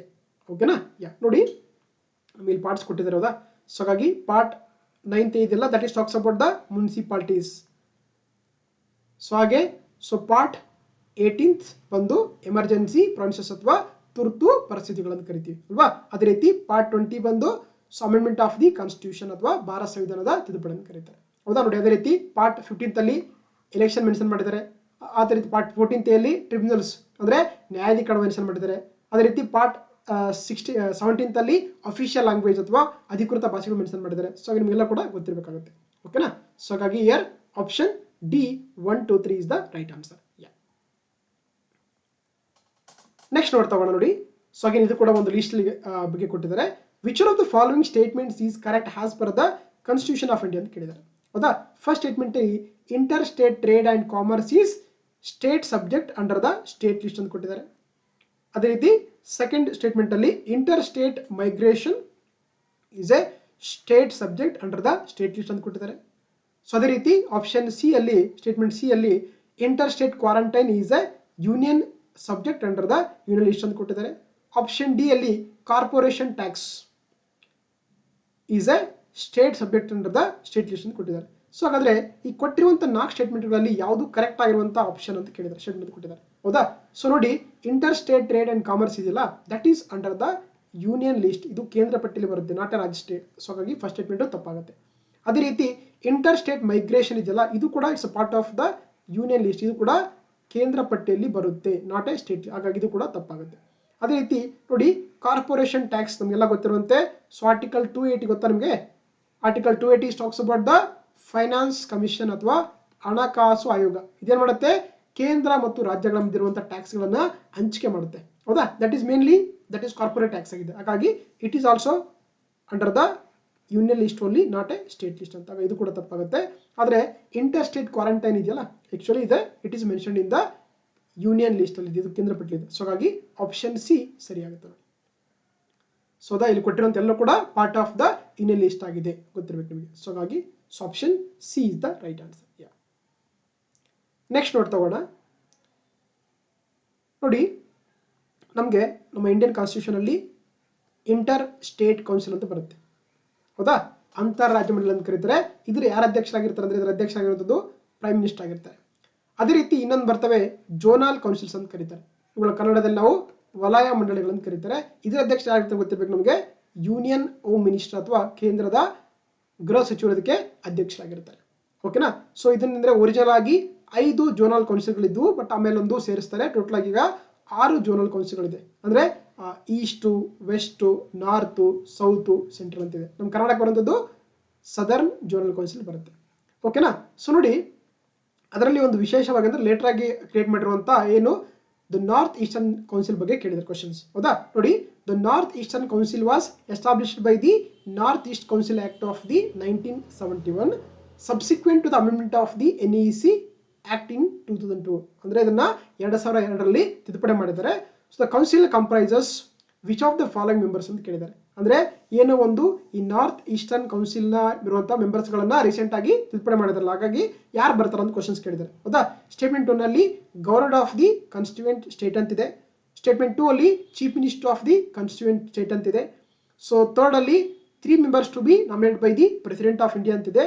ಆಪ್ಷನ್ 4 ಅಲ್ಲಿ the home minister of India ಅಂತಿದೆ. ಹೌದಾ. ಸೊ ಹಾಗಾಗಿ ರೀಸೆಂಟ್ ಅಮೆಂಡ್ಮೆಂಟ್ ಮುಖಾಂತರ ಏನ್ ಮಾಡಿದ್ದಾರೆ ಆಕ್ಚುಲಿ ಈ 3 ಅಂದ್ರೆ governor of the constituent state, chief minister, members to be nominate by the president of India. ಹಾಗಾಗಿ there is no home minister ಇದನ್ನ ಮಾಡಿಲ್ಲ. ಸೊ ಹಾಗಾಗಿ ಆಪ್ಷನ್ 1 2 3 ಇದೆಯಲ್ಲ, ಸೊ ಆಪ್ಷನ್ ಎ ಸೊ ಇದು ಕರೆಕ್ಟ್ ಆದ ಉತ್ತರ ಆಗುತ್ತೆ. ಸೊ ಹಾಗಾಗಿ ರೀಸೆಂಟ್ ಅಂದ್ರೆ 2002ರ ತಿದ್ದುಪಡಿ ಪ್ರಕಾರ ಗವರ್ನರ್, ಚೀಫ್ ಮಿನಿಸ್ಟರ್ ಮತ್ತೆ 3 members nominate by the president of India ಇದೆಯಲ್ಲ, ಸೊ ಹಾಗಾಗಿ ದಟ್ ಈಸ್ ಇನ್ ದ 2002 ಅಲ್ಲಿ ಬರುವಂತದ್ದು. ಸೊ ಹಾಗಾಗಿ option A 1 2 3 is the right answer. So ಹಾಗಾಗಿ home minister of India is not mention, ಇದನ್ನ ಮೆನ್ಷನ್ ಮಾಡ್ತಾ ಹೋಗಿಲ್ಲ. ಸೊ ಹಾಗಾಗಿ option A 1 2 3 is the A is the right ಆಗುತ್ತೆ. ಓಕೆ. ನೆಕ್ಸ್ಟ್ ನೋಡ್ತಾ ಹೋಗೋಣ. ಈ ಕ್ವಶನ್ ಕೂಡ ಎಕ್ಸ್ಪೆಕ್ಟ್ ಮಾಡೋದು, ಯಾಕಂತಂದ್ರೆ ನೋಡಿ ಕ್ವಶನ್ ಓದೋಣ first. Which of the following statement about the ethics committee in the Lok Sabha R correct ಅಂತ ಕೇಳಿದ್ದಾರೆ. ಹೌದಾ. ಯಾಕಂದ್ರೆ ನಿಮ್ಗೆಲ್ಲ ಗೊತ್ತಿರುವಂತೆ ಏನಾಯ್ತು ಆಕ್ಚುಲಿ ಮಾವೋ ಮೊಯಿಟ್ರಾ ಅಂತ ಏನ್ ಮಾಡ್ತಾರೆ ಅಂದ್ರೆ ಒಬ್ಬ ಪಾರ್ಲಿಮೆಂಟ್ ಲೋಕಸಭಾ ಮೆಂಬರ್ ಏನ್ ಮಾಡ್ತಾರೆ ಅಂದ್ರೆ ಆಕ್ಚುಲಿ ಅವ್ರನ್ನ ಸೊ ಡಿಸ್ಕ್ವಾಲಿಫೈ ಮಾಡ್ತಾರೆ and recommendation of the ethics ಕಮಿಟಿಗೋಸ್ಕರ. ಸೊ ಹಾಗಾಗಿ ನಮ್ಗೆ ಈ ಟಾಪಿಕ್ ಅನ್ನ ತುಂಬಾ ಎಕ್ಸ್ಪೆಕ್ಟ್ ಮಾಡಬಹುದಾಗಿತ್ತು, ಕ್ವಶನ್ಸ್ ಕೇಳಿದ್ದಾರೆ. ಹೌದಾ. ನೋಡ್ತಾ ಹೋಗೋಣ. ಫಸ್ಟ್ ನೋಡ್ತಾ ಹೋಗಿ, initially it was an ad hoc committee. Ad hoc ಅಂತಂದ್ರೆ ಟೆಂಪರರಿ ಅಥವಾ ತಾತ್ಕಾಲಿಕ ಕಮಿಟಿ ಅಂತ ಕರೀತಾರೆ, ಫಸ್ಟ್ ಸ್ಟೇಟ್ಮೆಂಟ್. ಸೆಕೆಂಡ್ ನೋಡ್ತಾ ಹೋಗೋಣ, only member of the Lok Sabha can make a complaint relating to unethical conduct of a member of the Lok Sabha ಅಂತಿದೆ. ಥರ್ಡ್ ಸ್ಟೇಟ್ಮೆಂಟ್ ಅಲ್ಲಿ this committee cannot take up any matter which is sub judice ಅಂತಿದೆ. ಹೌದಾ? So ಹಾಗಾದ್ರೆ ಇಲ್ಲಿ ಕೊಟ್ಟಿರುವಂತಹ ಸ್ಟೇಟ್ಮೆಂಟ್ಗಳು ಯಾವ ಸರಿ ಅಂತ ಕ್ವಶನ್ಸ್ ಕೋಡ್ ಕೊಟ್ಟಿದ್ದಾರೆ. 1 and 2 only, 2 and 3 only, 1 and 3 only, 1, 2, 3 ಅಂತ ಇದೆ ನೋಡಿ. ಹೌದಾ? ಸೊ ಹಾಗಾಗಿ ನೋಡಿ ಏನು ಈ ಎಥಿಕ್ಸ್ ಕಮಿಟಿ ಅಥವಾ ನೀತಿ ಸಮಿತಿ ಅಂತ ಕರಿತೀವಿ ಲೋಕಸಭೆದು. ಹೌದಾ? ಸೊ ಹಾಗಾಗಿ ಇದೊಂದು ಎಡೋ ಕಮಿಟಿ ಆಗಿದೆ. ಎಸ್, ಫಸ್ಟ್ ಸ್ಟೇಟ್ಮೆಂಟ್ ಕರೆಕ್ಟ್ ಆಗುತ್ತೆ. ಮತ್ತೆ ಓನ್ಲಿ ಮೆಂಬರ್ ಆಫ್ ಲೋಕಸಭಾ ಅಂದ್ರೆ ಯಾವುದೇ ಒಬ್ಬ ಲೋಕಸಭಾ ಸದಸ್ಯ ಏನಾದ್ರು ಕೂಡ ವೈಲೇಟ್ ಮಾಡಿದ್ರೆ ಅಥವಾ ಎಥಿಕಲ್ ವೈಲೇಟ್ ಮಾಡಿದ್ರೆ ಯಾರಾದ್ರೂ ಕೂಡ ಅವ್ರನ್ನ ಆ ಕ್ವಶನ್ಸ್ ಅನ್ನ ಕಂಪ್ಲೀಟ್ ಮಾಡಬಹುದು. Not only member of Lok Sabha, even public other persons also. So ಹಾಗಾಗಿ ಸೆಕೆಂಡ್ ಸ್ಟೇಟ್ಮೆಂಟ್ ತಪ್ಪಾಗುತ್ತೆ. ಥರ್ಡ್ ಬಂದು ನೋಡಿ ಯಾವೆಲ್ಲ ಕಮಿಟಿಗಳು ಅಂತಂದ್ರೆ ಆಕ್ಚುಲಿ ಸಬ್ಜುಡೈಸ್ ಮ್ಯಾಟರ್ ಇರುತ್ತೆ, ಅದನ್ನ ಸೊ ಕರೆಕ್ಟ್ ಟೇಕಪ್ ಮಾಡೋಕ್ಕಾಗಲ್ಲ. ಸೊ ಹಾಗಾಗಿ ಸೊ ಕರೆಕ್ಟ್ ಥರ್ಡ್ ಸ್ಟೇಟ್ಮೆಂಟ್ ಕೂಡ ಕರೆಕ್ಟ್ ಆಗುತ್ತೆ. So here option C 1 and 3 only is the right answer ಆಗುತ್ತೆ ನೋಡಿ. ಹೌದಾ? ಎಥಿಕ್ಸ್ ಕಮಿಟಿ ಏನಂತ ಆಕ್ಚುಲಿ ಇದನ್ನ ಮಾವೋ ಮೈಟ್ರಾ ಕೇಸಲ್ಲಿ ಕಾಣಕ್ಕಾಗಿ ಇದನ್ನ ಕ್ವಶನ್ಸ್ ಕೇಳಿದ್ದಾರೆ ನೋಡಿ. ನಮ್ಮ ಅಂದ್ರೆ ಒರಿಜಿನಲ್ ಆಗಿ ಕೊಟ್ಟಿಲ್ಲ, ಏನ್ ಮಾಡ್ತಾರೆ ಆಕ್ಚುಲಿ ಒಂದು ಡೆಲ್ಲಿಲಿ 1960 ಏನಾಗುತ್ತೆ ಪ್ರಿಸೈಡಿಂಗ್ ಆಫೀಸರ್ಸ್ ಕಾನ್ಫರೆನ್ಸ್ ಆಗುತ್ತೆ. ಅಲ್ಲಿ ಫಸ್ಟ್ ಟೈಮ್ ಏನಂದ್ರೆ ಆಕ್ಚುಲಿ ಎಥಿಕ್ಸ್ ಕಮಿಟಿಗಳು ಈ ಒಂದು ಪಾರ್ಲಿಮೆಂಟ್ಗಳಲ್ಲಿ ಒರಿಜಿನ್ ಮಾಡ್ಕೊಳ್ಳೋಕೆ ಅವಕಾಶ ಕೊಡ್ತಾ ಹೋಗ್ತಾರೆ. ಹೌದಾ? ಸೊ ನೋಡಿ ಎಥಿಕ್ಸ್ ಕಮಿಟಿ ಇದೆಯಲ್ಲ, ಸೊ ಲೋಕಸಭೆಗೆ ಬೇರೆ ಇದೆ, ರಾಜ್ಯಸಭೆಗೆ ಬೇರೆ ಇದೆ. ಫಸ್ಟ್ ಸ್ಟಾರ್ಟ್ ಆಗಿದ್ದು ಯಾವಾಗ ಅಂತಂದ್ರೆ ಎಥಿಕ್ಸ್ ಕಮಿಟಿ ರಾಜ್ಯಸಭೆ ಸ್ಟಾರ್ಟ್ ಆಗುತ್ತೆ 1997ರಲ್ಲಿ. ಲೋಕಸಭೆಯಲ್ಲಿ ಸ್ಟಾರ್ಟ್ ಆಗಿದ್ದು 2000, ಫಸ್ಟ್ ಕನ್ಸ್ಟಿಟ್ಯೂಟ್ ಮಾಡಿದ್ದು 2000ರಲ್ಲಿ. ಓಕೆನಾ? ಈ ಲೋಕಸಭಾ ಎಥಿಕ್ಸ್ ಕಮಿಟಿ ಇದೆಯಲ್ಲ, ಇಲ್ಲಿ ಟೋಟಲ್ ಆಗಿ 15 ಜನ ಮೆಂಬರ್ಸ್ ಇರ್ತಾರೆ. ಅವ್ರನ್ನ ನಾಮಿನೇಟ್ ಮಾಡೋದು ಸ್ಪೀಕರ್ ಆಗಿರ್ತಾರೆ. ಅದೇ ರೀತಿ ರಾಜ್ಯಸಭೆ ಬಂದಾಗ 10 ಮೆಂಬರ್ಸ್ ಇರ್ತಾರೆ, ಅವ್ರನ್ನ ನಾಮಿನೇಟ್ ಮಾಡೋದು ರಾಜ್ಯಸಭಾ ಚೇರ್ಪರ್ಸನ್ ಆಗಿರ್ತಾರೆ. ಓಕೆನಾ? ಮತ್ತೇನಂದ್ರೆ ಈ ಕಮಿಟಿಗಳು ಯಾವುದೇ ಕಾರಣ ಕೂಡ 1 ವರ್ಷಕ್ಕಿಂತ ಹೆಚ್ಚಿಗೆ ಟೈಮ್ ಅನ್ನು ತೊಗೊಳಂಗಿಲ್ಲ. ಅಂದ್ರೆ ಲೆಸ್ ದನ್ 1 ಇಯರ್ ಇದರ ಒಂದು ಟರ್ಮ್ ಇರುತ್ತೆ. ಜೊತೆಗೆ ಈ ಎಥಿಕ್ಸ್ ಸಂಬಂಧಪಟ್ಟಂತೆ ಯಾರು ಬೇಕಾದ್ರೂ ಕೂಡ ಆಕ್ಚುಲಿ ಮೆಂಬರ್ ಆಫ್ ಪಾರ್ಲಿಮೆಂಟ್ ಮೇಲ್ಗಡೆ ಕಂಪ್ಲೇಂಟ್ ಅನ್ನ ರೈಸ್ ಮಾಡಬಹುದು. ಸೊ ಅದು ಕೂಡ ಕೊಟ್ಟಿದ್ದಾರೆ. ಹೌದಾ? ಸೊ ಹಾಗಾಗಿ here option C 1 and 3 only is the right answer ಆಗುತ್ತೆ. ಓಕೆ, ನೆಕ್ಸ್ಟ್ ನೋಡಿ ರಿಟ್ಸ್ ಬಗ್ಗೆ ಕೊಟ್ಟಿದ್ದಾರೆ. A writ of prohibition is an order issued by the supreme court, higher court ಅಂತ ಕೇಳಿದ್ದಾರೆ. ಹೌದಾ? ನೋಡಿ ನಮಗೆ ಏನು ಫಂಡಮೆಂಟಲ್ ರೈಟ್ಸ್ ಅಂತ ಟಾಪಿಕ್ ಬರುತ್ತೆ, ಇದನ್ನ part 3 of the Indian constitution mention ಮಾಡಿದ್ದಾರೆ. ಹೌದಾ? ಇದನ್ನ ನಾವು ಅಮೆರಿಕನ್ ಕಾನ್ಸ್ಟಿಟ್ಯೂಷನ್ ತಗೊಂಡಿದ್ದೀವಿ. ಜೊತೆಗೆ ಒಂದು ಆರ್ಟಿಕಲ್ ಬರುತ್ತೆ ವೆರಿ ಇಂಪಾರ್ಟೆಂಟ್ ಅಂತ ಹೇಳ್ಬೋದು, ಅದು article 32 of the Indian constitution. ಇದನ್ನ heart and soul of the constitution ಕರಿತಾ ಹೋಗ್ತಾರೆ. ಸೊ ಏನಾಗುತ್ತೆ, ರೈಟ್ ಟು ಕಾನ್ಸ್ಟಿಟ್ಯೂಷನಲ್ ರೆಮಿಡಿ ಅಥವಾ ಸಂವಿಧಾನಾತ್ಮಕ ಪರಿಹಾರದ ಹಕ್ಕುಗಳ ಬಗ್ಗೆ ಹೇಳಿಕೊಡುತ್ತೆ. ನೋಡಿ ಯಾವುದೇ ಒಬ್ಬ ಭಾರತದ ಪ್ರಜೆಯ ಒಂದು ಹಕ್ಕುಗಳ ವೈಲೇಷನ್ ಆಗಿ ಮಾಡೋದು ನಾವು ಡೈರೆಕ್ಟ್ ಆಗಿ ಆರ್ಟಿಕಲ್ 32 ಪ್ರಕಾರ ಸುಪ್ರೀಂ ಕೋರ್ಟ್ಗೆ ಅಪ್ರೋಚ್ ಮಾಡಬಹುದು. ಅದೇ ರೀತಿ ಆರ್ಟಿಕಲ್ 226 ಪ್ರಕಾರ ಹೈಕೋರ್ಟ್ಗೆ ಅಪ್ರೋಚ್ ಮಾಡಬಹುದು. ಅವಾಗ ಏನ್ ಮಾಡ್ತವೆ ಕೋರ್ಟ್ಗಳು ಕೆಲವೊಂದು ರಿಟ್ಸ್ ಗಳನ್ನ ಇಶ್ಯೂ ಮಾಡ್ತವೆ. ರಿಟ್ಸ್ ಗಳು ಅಂತಂದ್ರೆ ಆಜ್ಞೆಗಳಂತ ಕರೀತಾರೆ. ಆಕ್ಚುಲಿ ಈ ರಿಟ್ಸ್ ಗಳಿದೆಯಲ್ಲ, it is borrowed from the British constitution, ಗೊತ್ತಿರ್ಬೇಕು ನಮಗೆ. ಓಕೆನಾ? ನೋಡಿ ಇಲ್ಲಿ ನಮಗೆ ಟೋಟಲ್ ಆಗಿ ಕಾನ್ಸ್ಟಿಟ್ಯೂಷನ್ ಅಲ್ಲಿ 5 ರಿಟ್ಸ್ ಕೊಟ್ಟಿದ್ದಾರೆ, ಬಗ್ಗೆ ನೋಡಿ ತಗೋಣ. ಸೊ ಇಲ್ಲಿ ರಿಟ್ ಟೈಪ್ ಪ್ರೊಹಿಬಿಷನ್ ಬಗ್ಗೆ ಕೊಟ್ಟಿದ್ದಾರೆ. ಹೌದಾ? ಸೊ ಫಸ್ಟ್ ಸ್ಟೇಟ್ಮೆಂಟ್ ಇದಕ್ಕೇನಾಗುತ್ತೆ ಅಂತ ನೋಡಿ, ಆಕ್ಚುಲಿ ಆಪ್ಷನ್ ಸಿ ಬಂದು the lower court prohibiting continuation of proceedings in a case ಇದೆಯಲ್ಲ, that is the ಏನಂದ್ರೆ order of the supreme court, high court ಆಗಿರುತ್ತೆ under the writ of the prohibition ಅಲ್ಲಿ. So ಹಾಗಾಗಿ option C ಇದೆಯಲ್ಲ ಅದು correct ಅಂತ ಸರಿಯಾದ ಉತ್ತರ ಆಗುತ್ತೆ. ನೋಡಿ ನಮ್ಮ ಕಾನ್ಸ್ಟಿಟ್ಯೂಷನ್ ಅಲ್ಲಿ ಟೋಟಲ್ ಆಗಿ 5 ರಿಟ್ಸ್ ಕೊಟ್ಟಿದ್ದಾರೆ. ಒಂದು ಏಬಿಯಸ್ ಕಾರ್ಪಸ್ ಅಂತ ಕರಿತೀವಿ, ಮ್ಯಾಂಡಮಸ್ ಅಂತಿದೆ, ಸೆರ್ಶಿಯೋರರಿ ಅಂತಿದೆ, ಪ್ರೊಹಿಬಿಷನ್ ಅಂತಿದೆ, ಕೋವಾರೆಂಟ್ ಅಂತಿದೆ. ಹೌದಾ? ಏಬಿಯಸ್ ಕಾರ್ಪಸ್ ಮೀನಿಂಗ್ ಏನಂದ್ರೆ ಟು ಹ್ಯಾವ್ ದ ಬಾಡಿ ಅಂತ ಕರೀತಾರೆ. ಅದೇ ರೀತಿ ಮ್ಯಾಂಡಮಸ್ ಮೀನಿಂಗ್ ಏನಂದ್ರೆ ವಿ ಕಮಾಂಡ್ ಅಂತಿದೆ. ಸೆರ್ಶಿಯೋರರಿ ಏನ್ ಮೀನಿಂಗ್ ಇದ್ರೆ ಟು ಬಿ ಸರ್ಟಿಫೈಡ್ ಅಂತಿದೆ. ಪ್ರೊಹಿಬಿಷನ್ ಮೀನಿಂಗ್ ಅಂದ್ರೆ ಟು ಫೋರ್ಬಿಡ್ ಅಥವಾ ಪ್ರೊಹಿಬಿಟ್ ಅಂತಿದೆ. ಅದೇ ರೀತಿ ಕೋವಾರೆಂಟ್ ಅಂತಂದ್ರೆ ವಾಟ್ ಈಸ್ ಯುವರ್ ಅಥಾರಿಟಿ ಅಂತ, ಇವೆಲ್ಲ ಕೂಡ ಮೀನಿಂಗ್ಸ್ ಆಗಿದೆ. ಹೌದಾ? ನೋಡಿ ಏಬಿಯಸ್ ಕಾರ್ಪಸ್ ಇದೆಯಲ್ಲ, ಇದನ್ನ ಪಬ್ಲಿಕ್ ಪರ್ಸನ್ ಅಥವಾ ಪ್ರೈವೇಟ್ ಪರ್ಸನ್ ಮೇಲ್ಗಡೆ ಕೂಡ ಇದನ್ನ ಹಾಕ್ಲಿಕ್ಕೆ ಸುಪ್ರೀಂ ಕೋರ್ಟ್ ಮತ್ತೆ ಹೈಕೋರ್ಟ್ಗಳಿಗೆ ರಿಟ್ಸ್ ಗಳು ಇಶ್ಯೂ ಮಾಡ್ಕೊಳ್ಳೋಕೆ ಅವಕಾಶ ಇರುತ್ತೆ. ಅದೇ ರೀತಿ ಮ್ಯಾಂಡಮಸ್ ಇದೆಯಲ್ಲ, ಇದನ್ನ ಕೇವಲ ಪಬ್ಲಿಕ್ ಪರ್ಸನ್ ಮೇಲ್ಗಡೆ ಮಾತ್ರನೇ ಇಶ್ಯೂ ಮಾಡಬಹುದು, not a private person or private body ಅಂತ ಕರಿತೀವಿ. ಅದೇ ರೀತಿ ಈ ಸೆರ್ಶಿಯೋರರಿ ಮತ್ತೆ ಪ್ರೊಹಿಬಿಷನ್ ಇದೆಯಲ್ಲ, ಇವುಗಳನ್ನ ಮೇಜರ್ ಆಗಿ ಅಂತಂದ್ರೆ ಆಕ್ಚುಲಿ ಹೈಯರ್ ಕೋರ್ಟ್ಸ್ ಅಂದ್ರೆ ಸುಪ್ರೀಂ ಕೋರ್ಟ್, ಹೈಕೋರ್ಟ್ ಏನ್ ಮಾಡ್ತವೆ, ಲೋವರ್ ಕೋರ್ಟ್ ಮೇಲ್ಗಡೆ ಆಕ್ಚುಲಿ ಈ ರಿಟ್ಸ್ ಗಳನ್ನ ಇಶ್ಯೂ ಮಾಡ್ತಾ ಹೋಗುತ್ತೆ. So because of the maybe exceeding the their limit ಆಗಿರ್ಬೋದು ಅಥವಾ ಎರಡಾಗಿರ್ಬೋದು, ಆ ಟೈಮಲ್ಲಿ ಏನ್ ಮಾಡ್ತಾ ಹೋದ್ರೆ ಆಕ್ಚುಲಿ ಸುಪ್ರೀಂ ಕೋರ್ಟ್, ಹೈಕೋರ್ಟ್ ಏನ್ ಮಾಡುತ್ತೆ, ಈ ಒಂದು ಸೆರ್ಶಿಯೋರರಿ ಮತ್ತೆ ಪ್ರೊಹಿಬಿಷನ್ಸ್ ಗಳನ್ನ ಇಶ್ಯೂ ಮಾಡ್ತಾ ಹೋಗುತ್ತೆ, especially in the judicial body ಅಥವಾ ಲೋವರ್ ಕೋರ್ಟ್ಗಳಲ್ಲಿ. ಓಕೆನಾ? ಅದೇ ರೀತಿ ಕೋವಾರೆಂಟ್ ಅಂತಂದ್ರೆ ಆಕ್ಚುಲಿ ಇದು ಯಾರಾದ್ರೂ ಕೂಡ ಇಲ್ಲಿಗಲ್ ಆಗಿ ಗೌರ್ಮೆಂಟ್ ಪಬ್ಲಿಕ್ ಜಾಬ್ ತಗೊಂಡ್ರೆ ಅವ್ರ ಮೇಲ್ಗಡೆ ಇಶ್ಯೂ ಮಾಡ್ಕೊಳ್ಬೋದು ಅಂತ ಕರೀತಾರೆ. ಸೊ ಓಕೆನಾ. ಸೊ ಹಾಗಾಗಿ ಪ್ರೊಹಿಬಿಷನ್ ಅಂದ್ರೆ ಏನಂದ್ರೆ ಆಕ್ಚುಲಿ ಏನ್ ಮಾಡ್ತವೆ, ಹೈಯರ್ ಕೋರ್ಟ್ಸ್ಗಳು ಲೋವರ್ ಕೋರ್ಟ್ ಮೇಲೆ ಮಾಡ್ತವೆ, ಪ್ರೊಹಿಬಿಟ್ ಮಾಡ್ತವೆ ಅವರ ಒಂದು ಪ್ರೊಸೀಡಿಂಗ್ಸ್ ಆಫ್ ದ ಕೇಸ್ಗಳನ್ನ. That is the option C is the right ಆಗುತ್ತೆ. ಓಕೆ. ನೆಕ್ಸ್ಟ್ ನೋಡ್ತಗೋಣ. With reference to the union budget consider the following statement ಅಂತ ಕೇಳಿದರೆ, ಸ್ಟೇಟ್ಮೆಂಟ್ 1 ಅಲ್ಲಿ the union finance minister on behalf of the prime minister lays the annual financial statement before both house of the parliament ಅಂತಿದೆ. Statement 2 ಅಲ್ಲಿ at the union level no demand for grant can be made except on the recommendation of the president of India ಅಂತಿದೆ. which of the following statements given above is or correct ಅಂತ ಕೇಳಿದರೆ, one only, two only, both one and two, neither one nor two ಅಂತಿದೆ. ಹೌದಾ. ನೋಡಿ, ನಮ್ಗೆ actually ಗೊತ್ತಿರಲಿ union budget ಅಥವಾ ಕೇಂದ್ರೀಯ ಆಯವ್ಯಯ ಅಂತ ಕರೀತಾರೆ ಅಲ್ವಾ. ಸೊ ಆಕ್ಚುಲಿ ನಮ್ಮ ಇಂಡಿಯನ್ ಕಾನ್ಸ್ಟಿಟ್ಯೂಷನ್ ಅಲ್ಲಿ ಅಂಡರ್ ಆರ್ಟಿಕಲ್ 112 ಇದೆಯಲ್ಲ, ಇದರಲ್ಲಿ ಬಡ್ಜೆಟ್ ಅಂತ ಪದವನ್ನ ನಮ್ಮ ಸಂವಿಧಾನದಲ್ಲಿ there is nowhere mentioned in the term budget. ಹೌದಾ. ಅದ್ರ ಬದಲಾಗಿ ಏನ್ ಮಾಡಿದ್ದಾರೆ, ಒಂದು ಟರ್ಮ್ ಯೂಸ್ ಮಾಡಿದ್ದಾರೆ, ಅದನ್ನ ನಾವು ಆನ್ಯುವಲ್ ಫಿನಾನ್ಷಿಯಲ್ ಸ್ಟೇಟ್ಮೆಂಟ್ ಅಥವಾ ಕನ್ನಡದಲ್ಲಿ ನಾವು ವಾರ್ಷಿಕ ಹಣಕಾಸು ವರದಿ ಅಂತ ಕರೀತಾರೆ. ಓಕೆನಾ. ಸೊ ಹಾಗಾಗಿ ಇದನ್ನ ನೋಡಿ, ಫಸ್ಟ್ ಸ್ಟೇಟ್ಮೆಂಟ್ ಅಲ್ಲಿ union finance minister on behalf of the prime minister ಅಲ್ಲ, that is a president of India.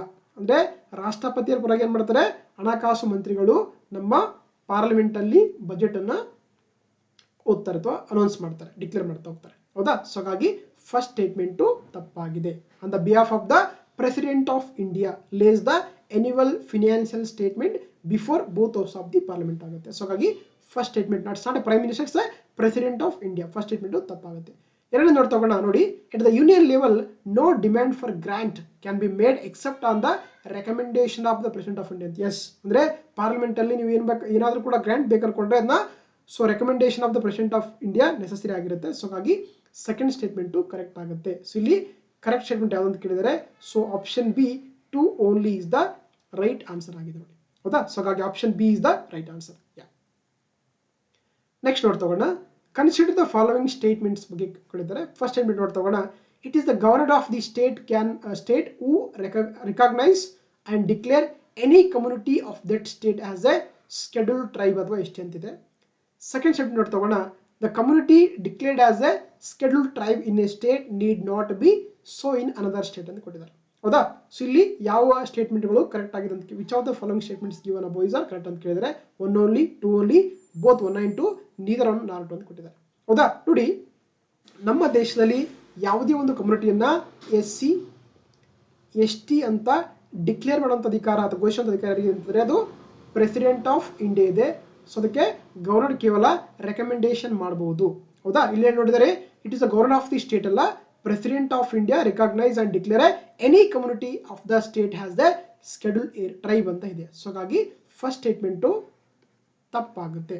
It's a president of India, not an governor of the state ಅಂತ. ಸೆಕೆಂಡ್ ಸ್ಟೇಟ್ಮೆಂಟ್ ನೋಡ್ತಗೋಣ. A community declared as a scheduled tribe in a state need not to be so in a another state ಅಂತ ಕರೀತಾರೆ. S. ಹೌದಾ. ಈಗ ನೋಡಿ, for example ಅಂದ್ರೆ ನೋಡಿ, ನಮಗೆ ಈ ಲಂಬಾಣಿ ಕಮ್ಯುನಿಟಿ ಅಂತ ಬರ್ತಾರೆ. ಹೌದಾ. ನಮ್ಮ ರಾಜ್ಯದಲ್ಲಿ ಲಂಬಾಣಿ ಕಮ್ಯುನಿಟಿ ಅಂತ ಕರೀತಾರೆ ನೋಡಿ. ಅವರನ್ನು ನಾವು ಆಕ್ಚುಲಿ ಚೌಹಾಣ್ ಅಂತ ಕರೀತಾರೆ ಅಲ್ವಾ, ರಾಠೋಡ್ ಅಂತ ಕರಿತಾ ಹೋಗ್ತೀವಿ. ಅದೇ ಈಗ ಡೆಲ್ಲಿ ಕಡೆ ಹೋದಾಗ ಏನಂದ್ರೆ actually they are the GM category. ಅವರೆಲ್ಲ ಕೂಡ ಅಂದ್ರೆ ತುಂಬಾ ಎಕನಾಮಿಕಲಿ ಮತ್ತೆ ಪೊಲಿಟಿಕಲಿ ತುಂಬಾ ಡೆವಲಪ್ ಆಗಿರುವಂತ ಕಮ್ಯುನಿಟಿ ಇದ್ದಾರೆ ಇಲ್ಲಿ ಡೆಲ್ಲಿ ನಾರ್ತ್ ಏನಿದೆ. ಬಟ್ ನಮ್ಮ ಡೆಲ್ಲಿ ಬಂದಾಗ ಏನ್ ಮಾಡಿದ್ದಾರೆ ಆಕ್ಚುಲಿ ಅವ್ರನ್ನ SC ಕಮ್ಯುನಿಟಿ ಇಟ್ಟಿದ್ದಾರೆ ಅಲ್ವಾ. ಅಂದ್ರೆ ಏನ್ ಹೇಳುತ್ತೆ actually the community declared as a scheduled tribe in a state need not B another state ಅಂತ ಕರೀತಾರೆ. ಅಂದ್ರೆ ಒಂದು ರಾಜ್ಯದಲ್ಲಿ ಎಷ್ಟೇ ಅಂತ ಘೋಷಣೆ ಮಾಡಿದ್ರೆ ಅದು ಎಲ್ಲ ರಾಜ್ಯದಲ್ಲಿ ಎಷ್ಟಿರ್ಬೇಕಂತ ಉದ್ದೇಶ ಇಲ್ಲ, ಅಂದ್ರೆ ಗುರಿ ಇಲ್ಲ, ಯಾವುದೇ ರೀತಿ ಟಾರ್ಗೆಟ್ ಇಲ್ಲ. ಸೊ ಬೇರೆ ಸ್ಟೇಟ್ ಅಲ್ಲಿ ಬೇರೆ ಅವರು ಬೇರೆ ಸ್ಟೇಟ್ ಇರ್ಬೋದು ಅಂತ. ಸೊ ಹಾಗಾಗಿ ಈ ಒಂದು ಸ್ಟೇಟ್ಮೆಂಟ್ ಸರಿಯಾಗುತ್ತೆ. ಹಾಗಾಗಿ option B two only is the right answer ಆಗ್ತಾ ಹೋಗುತ್ತೆ. ಓಕೆ. ನೆಕ್ಸ್ಟ್ ನೋಡ್ತಗೋಣ. With reference to the parliament of India consider the following statement ಅಂತ ಕೇಳಿದ್ದಾರೆ. ಪಾರ್ಲಿಮೆಂಟ್ ಬಗ್ಗೆ ಕೇಳಿದ್ದಾರೆ ನೋಡಿ. ಫಸ್ಟ್ ಆಪ್ಷನ್ ಸ್ಟೇಟ್ಮೆಂಟ್ ಒಂದು prorogation of house by the president of India does not require the advice of the council of ministers ಅಂತಿದೆ. Statement 2 ಅಲ್ಲಿ prorogation of house is generally done after the house is adjourned signed by, but there is no bar to the president of India prorogating the house which is in session ಅಂತಿದೆ. ಅದೇ ರೀತಿ statement 3 ಅಲ್ಲಿ dissolution of the Lok Sabha is done by the president of India who save in exceptional circumstances does so on the advice of the council of ministers ಅಂತ ಕೊಟ್ಟಿದ್ದಾರೆ. ಹೌದಾ, ನೋಡಿ ನಮಗೆ parliament ಇದೆ, ಅದರಲ್ಲಿ 2 ಸದನಗಳು ಬರುತ್ತೆ, ಲೋಕಸಭೆ ಇದೆ, ಇನ್ನೊಂದು ರಾಜ್ಯಸಭೆ ಇದೆ. ಹೌದಾ, ಸೊ ಲೋಕಸಭೆ ಏನ್ ಮಾಡ್ತಾರೆ ಅಂದ್ರೆ ಆಕ್ಚುಲಿ ಇದೊಂದು ಪರ್ಮನೆಂಟ್ ಹೌಸ್ ಅಲ್ಲ, ಇದು ಟೆಂಪರರಿ ಹೌಸ್ ಅಂತ ಕರಿತೀವಿ. ಯಾಕಂದ್ರೆ ಮಾಡ್ತಾರೆ ಯಾವಾಗ ಪಾರ್ಲಿಮೆಂಟ್ ಏನಂದ್ರೆ ಮೆಜಾರಿಟಿ ಕಳ್ಕೊಳ್ಳುತ್ತೆ, ಲೋಕಸಭೆ ಮೆಜಾರಿಟಿ ಕಳ್ಕೊಳ್ಳೋದಾಗ ಮಾಡ್ತಾರೆ ಪ್ರೆಸಿಡೆಂಟ್ ಆಫ್ ಇಂಡಿಯಾ ಡಿಸಾಲ್ವ್ ಮಾಡ್ತಾರೆ, ಅದನ್ನ ವಿಸರ್ಜನೆ ಮಾಡ್ತಾರೆ. ಅದ್ರ ರಾಜ್ಯಸಭೆ ಇಸ್ ಪರ್ಮನೆಂಟ್ ಹೌಸ್ ಅಂತ ಕರೀತಾರೆ. ಫಸ್ಟ್ ನೋಡಿ ತಗೋಣ, ಹೌದಾ ನೋಡಿ ಪ್ರೊರೋಗೇಷನ್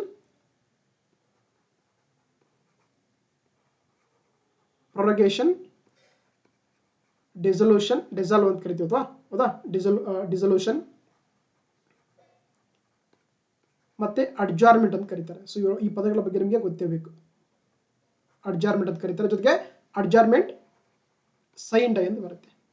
ನೋಡಿ ಈ ಪ್ರೊರೋಗೇಷನ್ ಅಂತಂದ್ರೆ ಏನಾಗುತ್ತೆ, actually completely termination of the ಅಥವಾ ಕಂಪ್ಲೀಟ್ಲಿ ಎಂಡ್ ಆಫ್ ದ ಏನಂತಾರೆ ಹೌಸ್. ಓಕೆನಾ, that is called the provision ಕರೀತಾರೆ. ಡಿಸಲ್ಯೂಷನ್ ಅಂತಂದ್ರೆ ಏನಾಗುತ್ತೆ, ಆಕ್ಚುಲಿ ಜಸ್ಟ್ ಡಿಸಾಲ್ವ್ ಮಾಡ್ತಾ ಹೋಗ್ತಾರೆ, ದಟ್ಸ್ ಇಟ್. ಅದೇ ರೀತಿ ಅಡ್ಜರ್ಮೆಂಟ್ ಅಂತಂದ್ರೆ ಅದನ್ನ ಸ್ಪೆಸಿಫಿಕ್ ಪೀರಿಯಡ್ ಏನ್ ಮಾಡ್ತಾರೆ, ಅದನ್ನ ಸೆಷನ್ ಸ್ಟಾಪ್ ಮಾಡ್ತಾ ಹೋಗ್ತಾರೆ. ಇವೆರಡನ್ನ ಘೋಷಣೆ ಮಾಡೋದು ಪ್ರೆಸಿಡೆಂಟ್ ಆಫ್ ಇಂಡಿಯಾ. ಆದ್ರೆ ಈ ಅಡ್ಜರ್ಮೆಂಟ್ ಮತ್ತು ಅಡ್ಜರ್ಮೆಂಟ್ ಸೈನ್ ಇದೆಯಲ್ಲ, ಇದನ್ನ ಘೋಷಣೆ ಮಾಡುವಂಥದ್ದು presiding officer of the house ಆಗಿರ್ತಾರೆ, ಗೊತ್ತಿರ್ಬೇಕು ನಿಮಗೆ. ನೋಡಿ ಫಸ್ಟ್ ನೋಡಿ ತಗೋಣ, prorogation of house by the president of India does not require the advice of the council of minister ಅಂತ ಕರೀತಾರೆ. ನೋಡಿ ನಮ್ಮ ಏನು ಈ ಒಂದು parliamentary system, parliamentary form government ಇದೆಯಲ್ಲ, ಇಲ್ಲಿ ಪ್ರೆಸಿಡೆಂಟ್ ಆಫ್ ಇಂಡಿಯಾ ಒಂಥರ ಏನಂದ್ರೆ ಇಟ್ಸ್ ಎ ಡೆಕೋರೇಟಿವ್ ಹೆಡ್ ಅಂತ ಕರಿತೀವಿ ಅಥವಾ ನಾಮಿನಲ್ ಹೆಡ್ ಅಂತ ಕರೀತಾರೆ. ಸೊ ಹಾಗಾಗಿ ಅವ್ರು ಏನೇ ಕೆಲಸ ಮಾಡಬೇಕಾದ್ರೂ ಕೂಡ actually council of minister head by the prime minister ಒಂದು ಪರ್ಮಿಷನ್ ಬೇಕೇ ಬೇಕು, ಹೌದಾ. ಸೊ ಹಾಗಾಗಿ even prorogation of the house ಮಾಡಬೇಕಾದ್ರೂ ಕೂಡ ಪ್ರೆಸಿಡೆಂಟ್ ಆಫ್ ಇಂಡಿಯಾ ಅವರಿಗೆ ಸೊ ಕೌನ್ಸಿಲ್ ಆಫ್ ಮಿನಿಸ್ಟರ್ ಒಂದು ಅಡ್ವೈಸ್ ಬೇಕು. ಇಲ್ಲಿ ಕೊಟ್ಟಿದ್ರೆ ನಾಟ್ ರಿಕ್ವೈರ್ ಅಂತ ಕೊಟ್ಟಿದ್ರೆ ಇಟ್ಸ್ ರಿಕ್ವೈರ್. ಸೊ ಹಾಗಾಗಿ ಫಸ್ಟ್ ಸ್ಟೇಟ್ಮೆಂಟ್ ತಪ್ಪಾಗುತ್ತೆ. ಓಕೆನಾ, ಎರಡನೇ ಸ್ಟೇಟ್ಮೆಂಟ್ ನೋಡಿ ತಗೋಣ, prorogation of the house is generally done after the house in a adjournment sign dye but there is no bar to the president of India proroguing the house which is on session ಅಂತ ಕರೀತಾರೆ. S, ಅಂದ್ರೆ even adjournment sign ಆದ ನಂತರ ಆಗಿರ್ಬೋದು, ಯಾವಾಗ ಬೇಕಾದ್ರೂ ಕೂಡ president of India ಅವರು ಏನಂತಂದ್ರೆ ಆಕ್ಚುಲಿ ಒಂದು ಲೋಕಸಭೆಯನ್ನ ಏನ್ ಮಾಡಬಹುದು, ಪ್ರೊರೋಗೇಟ್ ಮಾಡಬಹುದು. ಸೊ ಹಾಗಾಗಿ ಸೆಕೆಂಡ್ ಸ್ಟೇಟ್ಮೆಂಟ್ ಸರಿಯಾಗುತ್ತೆ. ಥರ್ಡ್ ನೋಡಿ ತಗೋಣ, dissolution of the Lok Sabha is done by the president of India who save in exceptional circumstances does so on the advice to the of the council of minister ಅಂತಿದೆ. Yes, ಇದು ಕೂಡ correct ಆಗ್ತಾ ಹೋಗುತ್ತೆ. So ಹಾಗಾಗಿ ಇಲ್ಲಿ option C 2 and 3 statements are correct. Option C is the right answer ಆಗುತ್ತೆ. Okay, yeah. Next ನೋಡಿ ತಗೋಣ, with reference to the speaker of the Lok Sabha consider the following statement ಅಂತ ಕೇಳಿದ್ದಾರೆ. ಸ್ಪೀಕರ್ ಬಗ್ಗೆ ಕೇಳಿದ್ದಾರೆ. ನೋಡಿ, while any resolution for the removal of the speaker of the Lok Sabha is under consideration ಅಂತ ಕೇಳ್ತಾರೆ. ಅಂದ್ರೆ ನೋಡಿ, ಸ್ಪೀಕರ್ ಅವರನ್ನ ರಿಸರ್ವ್ ಮಾಡ್ಬೇಕನ್ನೋ ಒಂದು ರಿಮೂವಲ್ ಮಾಡ್ಬೇಕನ್ನೋ ಒಂದು ರಿಸಲ್ಯೂಷನ್ ಅನ್ನು ಪಾಸ್ ಮಾಡಿದಾಗ ಅವ್ರು ಯಾವ ರೀತಿ ಅವ್ರ ಆಕ್ಟಿವಿಟಿಗಳ ಬಗ್ಗೆ ಅಂದ್ರೆ ಅವ್ರ ಒಂದು ಕಂಡೀಷನ್ ಬಗ್ಗೆ ಕೊಟ್ಟಿದ್ದಾರೆ, ಹೌದಾ. ಸ್ಟೇಟ್ಮೆಂಟ್ ಎ ಅಲ್ಲಿ ERC ಶಾಲ್ ನಾಟ್ ಪ್ರಿಸೈಡ್ ಅಂತಿದೆ. ಸೊ ಆಪ್ಷನ್ ಸ್ಟೇಟ್ಮೆಂಟ್ 2 ಅಲ್ಲಿ ERC shall not have right to speak ಅಂತಿದೆ. ಆಪ್ಷನ್ ಸ್ಟೇಟ್ಮೆಂಟ್ 3 ಅಲ್ಲಿ ERC shall not be entitled to vote on the resolutions in the first instance ಅಂತ ಕೊಟ್ಟಿದ್ದಾರೆ, ಹೌದಾ. ನೋಡಿ, so ಇಲ್ಲಿ ಯಾವ ಸ್ಟೇಟ್ಮೆಂಟ್ಗಳು ಕರೆಕ್ಟ್ ಆಗಿದೆ ಅಂತ ಕೊಟ್ಟಿದ್ದಾರೆ. ಸೊ ಈಗ ಸ್ಪೀಕರ್ ಇದ್ದಾರೆ, ಪಾರ್ಲಿಮೆಂಟ್ ಸೆಷನ್ ನಡೆದಿದೆ, ಲೋಕಸಭಾ ಸೆಷನ್ ನಡೆದಿದೆ, ಹೌದಾ. ಅವರ ಒಂದು ರಿಮೂವಲ್ ಮಾಡ್ಬೇಕನ್ನೋ ರೆಸಲ್ಯೂಷನ್ ಪಾಸ್ ಮಾಡಿದಾಗ ಅವ್ರ ಕಂಡೀಷನ್ಸ್ ಬಗ್ಗೆ ಕೇಳಿದ್ದಾರೆ. ಆಕ್ಚುಲಿ ನೋಡಿ ಏನಂದ್ರೆ ಅದನ್ನ ರೆಸಲ್ಯೂಷನ್ ಇದು ಮಾಡ್ಬೇಕು ಅನ್ಕೊಂಡಾಗ ERC shall not preside. Yes, ಅವ್ರೇನಂದ್ರೆ ಏನಾಗುತ್ತೆ ಆಕ್ಚುಲಿ ಆ ಟೈಮಲ್ಲಿ ಅವರು ಆ ಒಂದು ಸದನದ ಅಧ್ಯಕ್ಷರಾಗಿರಂಗಿಲ್ಲ ಅಂತ ಅರ್ಥ. ಸೊ ಹಾಗಾಗಿ ಫಸ್ಟ್ ಸ್ಟೇಟ್ಮೆಂಟ್ ಕರೆಕ್ಟ್ ಆಗುತ್ತೆ. ಸೆಕೆಂಡ್ ನೋಡಿ ತಗೊಂಡ, ERC shall not have the right to speak ಅಂತ ಕರೀತಾರೆ. ನೋಡಿ, ಯಾವಾಗ ಒಂದು ಅವರು ರಿಮೂವಲ್ ರೆಸಲ್ಯೂಷನ್ ಡಿಸ್ಕಸ್ ಮಾಡ್ತಿರ್ತಾರೆ ಅವಾಗ ಅಂದ್ರೆ ಅವರು ಕೂಡ ಅದರ ಬಗ್ಗೆ ರೈಟ್ ಟು ಸ್ಪೀಕ್ ಮಾಡಬಹುದು, ಪ್ರೊಸೀಡಿಂಗ್ಸ್ ತಗೋಬಹುದು. ಸೊ ಹಾಗಾಗಿ ನಾಟ್ ಅಲ್ಲ, ಅವರಿಗೆ ಅವಕಾಶ ಇರುತ್ತೆ. ಸೊ ಹಾಗಾಗಿ ಸೆಕೆಂಡ್ ಸ್ಟೇಟ್ಮೆಂಟ್ ತಪ್ಪಾಗುತ್ತೆ. ಅದೇ ರೀತಿ ERC shall not be entitled to vote on the resolutions in that first instance ಅಂತ ಕರೀತಾರೆ. ಅಂದ್ರೆ ಆ ರೆಸಲ್ಯೂಷನ್ ಪಾಸ್ ಮಾಡಿರ್ತಾರಲ್ಲ ಅವಾಗ ಅಂದ್ರೆ ಅವರು ಕೂಡ ರೈಟ್ ಟು ವೋಟ್ ಅಂದ್ರೆ ಅವ್ರಿಗೆ ಫಸ್ಟ್ ಟೈಮ್ ಏನಂದ್ರೆ ವೋಟ್ ಮಾಡಬಹುದು, ಆದ್ರೆ ಅವ್ರಿಗೆ ಈ ಟೈಮಲ್ಲಿ ಕ್ಯಾಸ್ಟಿಂಗ್ ವೋಟ್ ಇರಂಗಿಲ್ಲ, ಗೊತ್ತಿರಬೇಕು ನಿಮಗೆ. ಸೊ ಹಾಗಾಗಿ ಈ ಸ್ಟೇಟ್ಮೆಂಟ್ ಕೂಡ ತಪ್ಪಾಗುತ್ತೆ. ಸೊ ಹಾಗಾಗಿ ಇಲ್ಲಿ option A 1 only is the right answer ಆಗುತ್ತೆ ನೋಡಿ, ಹೌದಾ. Option A is the right answer. ನೋಡಿ, ಸೊ ಯಾವಾಗ ಏನಂತಂದ್ರೆ ಸ್ಪೀಕರ್ ಅವರ ಒಂದು ರಿಮೂವಲ್ ರೆಸಲ್ಯೂಷನ್ ಡಿಸ್ಕಷನ್ ಮಾಡ್ತಿರ್ತಾರೋ ಅವಾಗ ಅಂದ್ರೆ ಅವರು ಯಾವುದೇ ಕಾರಣ ಕೂಡ ಆ ಒಂದು ಸದನದ ಅಧ್ಯಕ್ಷರಾಗಕ್ಕೆ ಅವಕಾಶ ಇರಂಗಿಲ್ಲ, ಓಕೆ. ಮತ್ತೆ ಎರಡನೇ ಕಂಡೀಷನ್ಸ್ ಅಂದ್ರೆ ಅವರು ಆ ಒಂದು ಸದನದಲ್ಲಿ ಏನಾದ್ರು ಮಾತಾಡಬಹುದು, ಪ್ರೊಸೀಡಿಂಗ್ಸ್ ಕೂಡ ತಗೊಳ್ಳೋಕೆ ಅವಕಾಶ ಇರುತ್ತೆ. ಮತ್ತೆ ಅವರು ಫಸ್ಟ್ ಟೈಮ್ ಅಲ್ಲಿ ವೋಟ್ ಕೂಡ ಮಾಡಬಹುದು, ಆದ್ರೆ ಅವರಿಗೆ ಕ್ಯಾಸ್ಟಿಂಗ್ ವೋಟ್ ಮಾಡ್ಕೊಳ್ಳೋಕೆ ಅಧಿಕಾರ ಇರಂಗಿಲ್ಲ ಅಂತ ಹೇಳ್ಬೋದು. ಓಕೆನಾ. ಅದೇ ರೀತಿ ನೋಡಿ ಸ್ಪೀಕರ್ ವೆರಿ ಇಂಪಾರ್ಟೆಂಟ್ ಆಗ್ತಾ ಹೋಗ್ತಾರೆ. ಜೊತೆಗೆ ನೋಡಿ ಇವರಂದ್ರೆ ಲೋಕಸಭೆಯಲ್ಲಿ ಇರುವಂತ ಮೆಂಬರ್ಸ್ ಅಲ್ಲಿ ಒಬ್ಬರನ್ನ ಸ್ಪೀಕರ್ ಆಗಿ ಎಲೆಕ್ಷನ್ ಮಾಡ್ತಾರೆ, ಅದು ಸಿಂಪಲ್ ಮೆಜಾರಿಟಿ ಮುಖಾಂತರ. ಓಕೆ. ಆ ಸ್ಪೀಕರ್ ಎಲೆಕ್ಷನ್ ಡೇಟ್ ಯಾರು ಫಿಕ್ಸ್ ಮಾಡ್ತಾರೆ ಅಂತ ಗೊತ್ತಿರಬೇಕು, ಪ್ರೆಸಿಡೆಂಟ್ ಆಫ್ ಇಂಡಿಯಾ. ಜೊತೆಗೆ ಒಂದು ಬಿಲ್ ಅನ್ನ ಹಣಕಾಸು ಮಸೂದೆ ಯಾವುದಲ್ಲ ಅಂತ ಯಾರು ಡಿಸೈಡ್ ಮಾಡ್ತಾರೆ ಅಂದ್ರೆ ಅದು ಡಿಸೈಡ್ ಮಾಡೋದು ಕೂಡ ಸ್ಪೀಕರ್ ಆಫ್ ದಿ ಲೋಕಸಭಾ ಆಗಿರ್ತಾರೆ. ಜೊತೆಗೆ ಅವರು ಜಾಯಿಂಟ್ ಸಿಟಿಗೆ ಅಧ್ಯಕ್ಷರಾಗಿರ್ತಾರೆ. ಓಕೆನಾ. These are the some importance of the speaker ಅಂತ ಹೇಳ್ಬೋದು. ಸೊ ಹಾಗಾಗಿ here option A is the right answer. Next note ತಗೋಣ. With reference to the Indian parliament consider the following statement ಬಗ್ಗೆ. ಇಲ್ಲಿ ನಮಗೆ ಲ್ಯಾಪ್ಸಿಂಗ್ ಆಫ್ ದಿ ಬಿಲ್ ಬಗ್ಗೆ ಕೊಟ್ಟಿದ್ದಾರೆ. A bill pending in the Lok Sabha lapses on its dissolution. Second statement ಇಲ್ಲಿ a bill passed by the Lok Sabha and pending in the Rajya Sabha lapses on the dissolution of the Lok Sabha ಅಂತ ಕೊಟ್ಟಿದ್ದಾರೆ. Statement 3 ಅಲ್ಲಿ a bill in regard to which the president of India notified is are intention to summon the house to a joint sitting lapse on the dissolution of the Lok Sabha ಅಂತ ಕೊಟ್ಟಿದ್ದಾರೆ. ಹೌದಾ. ನೋಡಿ ಈಗ ನಾನು ಆಗ್ಲೇ ಹೇಳಿದೆ ಪಾರ್ಲಿಮೆಂಟ್ ಅಲ್ಲಿ ಎರಡು ಸದನ ಇರುತ್ತೆ, ಒಂದು ಲೋಕಸಭಾ ಅಂತ ಇರುತ್ತೆ, ಇನ್ನೊಂದು ರಾಜ್ಯಸಭಾ ಅಂತ ಇರುತ್ತೆ. ಲೋಕಸಭೆ ಏನಂತ ಮಾಡ್ತಾರೆ, ಆಕ್ಚುಲಿ ಇದನ್ನ ಟೆಂಪರರಿ ಹೌಸ್ ಅಂತ ಕರೀತಾರೆ. ಯಾವಾಗ ಮೆಜಾರಿಟಿ ಕಳ್ಕೊಳ್ಳುತ್ತೆ ಅವಾಗ ಅದನ್ನ ಡಿಸಾಲ್ವ್ ಮಾಡ್ತಾರೆ ಪ್ರೆಸಿಡೆಂಟ್ ಆಫ್ ಇಂಡಿಯಾ. ರಾಜ್ಯಸಭಾ ಅದು ಪರ್ಮನೆಂಟ್ ಹೌಸ್ ಆಗಿರುತ್ತೆ. ನೋಡಿ ಯಾವಾಗಾದ್ರೂ ಕೂಡ ಒಂದು ಬಿಲ್ ಪಾಸ್ ಮಾಡಿದಾಗ ಅಥವಾ ಅದನ್ನ ವರ್ಕ್ ಮಾಡ್ತಿದಾಗ ಏನಂದ್ರೆ ಯಾವಾಗಾದ್ರೂ ಕೂಡ ಲೋಕಸಭಾ ಡಿಸಾಲ್ವ್ ಆದಾಗ ಬಿಲ್ ಲ್ಯಾಪ್ಸ್ ಆಗುತ್ತೆ ಬಗ್ಗೆ ಕ್ವಶನ್ಸ್ ಕೇಳಿದ್ದಾರೆ. ಹೌದಾ. A bill pending in the Lok Sabha lapses ಎಸ್. ಏನಾದ್ರು ಕೂಡ ಲೋಕಸಭೆಯಲ್ಲಿ ಬಿಲ್ ಪೆಂಡಿಂಗ್ ಇದ್ರೆ ಅವಾಗ ಲೋಕಸಭಾ ಡಿಸಾಲ್ವ್ ಆದಾಗ ಏನಾಗುತ್ತೆ, ಆ ಬಿಲ್ ಕೂಡ ಲ್ಯಾಪ್ಸ್ ಆಗುತ್ತೆ. ಫಸ್ಟ್ ಸ್ಟೇಟ್ಮೆಂಟ್ ಕರೆಕ್ಟ್ ಆಗಿದೆ. ಅದೇ ರೀತಿ ಸೆಕೆಂಡ್ ಸ್ಟೇಟ್ಮೆಂಟ್ ತಗೋಣ.